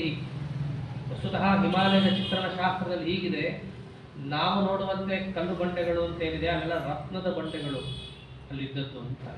ಹಾಗೆ ಆ ರತ್ನದ ಬಂಡೆಗಳನ್ನ ಆಚಾರ್ಯ ನೋಡ್ತಾ ಇದ್ರೆ ಹೆಂಗ್ ಕಾಣಿಸ್ತದೆ? ಪರಮಾತ್ಮನ ಕೈಗೆ ಹಾಕೊಳ್ಳುವಂತಹ ರತ್ನ ಕಡಗಗಳು ಅಂತ ಏನಿದ್ದಾವೆ ಹಾಗೆ ಕಾಣಿಸ್ತಾ ಇದೆ. ಈಗ ಆ ಬೆಟ್ಟವನ್ನು ನೋಡ್ತಾ ಇದ್ರೆ ಆ ಸುತ್ತಲೂ ಕಾಡು ಬೆಳ್ಕೊಂಡಿರೋದು ಹೆಂಗ್ ಕಾಣಿಸ್ತದೆ? ವನಮಾಲಾ ಕಂಡಂಗೆ ಕಾಣಿಸ್ತದೆ. ವನಮಾಲಾ ವೈಜಯಂತಿ ಅಂತ ಪರಮಾತ್ಮನಿಗಿರೋದು. ಪಾದದ ತನಕ ಒಂದು ಹಾರ ನೇತಾಡಿ ಬಂದ್ರೆ ಅದನ್ನು ವನಮಾಲಾ ಅಂತ ಕರೀತಾರೆ. ಹಾಗೆ ಆ ಬೆಟ್ಟದ ಸುತ್ತಲೂ ಇರೋ ಕಾಡನ್ನು ನೋಡ್ತಾ ಇದ್ರೆ ಏನಪ್ಪಾ ಇದು ಪರಮಾತ್ಮನ ವನಮಾಲೆ ಕಂಡಂಗೆ ಕಾಣಿಸ್ತಾ ಇದೆ ಅಂತ ಹೇಳಿ ಆ ಹಿಮಾಲಯವನ್ನು ನೋಡಿದ್ರೆ ಅವ್ರಿಗೆ ಯಾರ ಚಿಂತನೆ ಬರ್ತಿತ್ತು? ಸ್ವಾನಂದಾಕೃತಿಮ ಸ್ಮರನ್ ಮುರರಿಪುಂ ಸ್ವಾನಂದ ತೀರ್ಥಸ್ತದ. ಇದು ಸಾಕ್ಷಾತ್ ನಾರಾಯಣದಂತೆ ಪ್ರತೀಕ ಅಂತ ಅವ್ರು ನೋಡ್ತಾ ಇದ್ದಾರೆ ಹಿಮಾಲಯ ಪರ್ವತವನ್ನು ಆಚಾರ್ಯರು. ಹೀಗೆ ನೋಡ್ತಾ ಯಾವಾಗ ದೊಡ್ಡ ಬದರಿಗೆ ಆಚಾರ್ಯ ಪ್ರವೇಶ ಮಾಡ್ತಾ ಇದ್ದಾರೋ ಅಲ್ಲಿ ಯಾವ ರೀತಿಯಾದಂತಹ ಚರಿತ್ರೆಯನ್ನು ತೋರಿಸಿದ್ದಾರೆ ಇತ್ಯಾದಿ ಭಾಗವನ್ನು ನಾಳೆ ದಿವಸ ವಿಸ್ತಾರ ಮಾಡೋಣ ಅಂತ ಹೇಳ್ತಾ ಅದೇ ಕಾಭಿಪ್ರಾಯ ಶ್ರೀಕೃಷ್ಣಾರ್ಪಣವಸ್ತು. ಹರೇ ನಮಃ.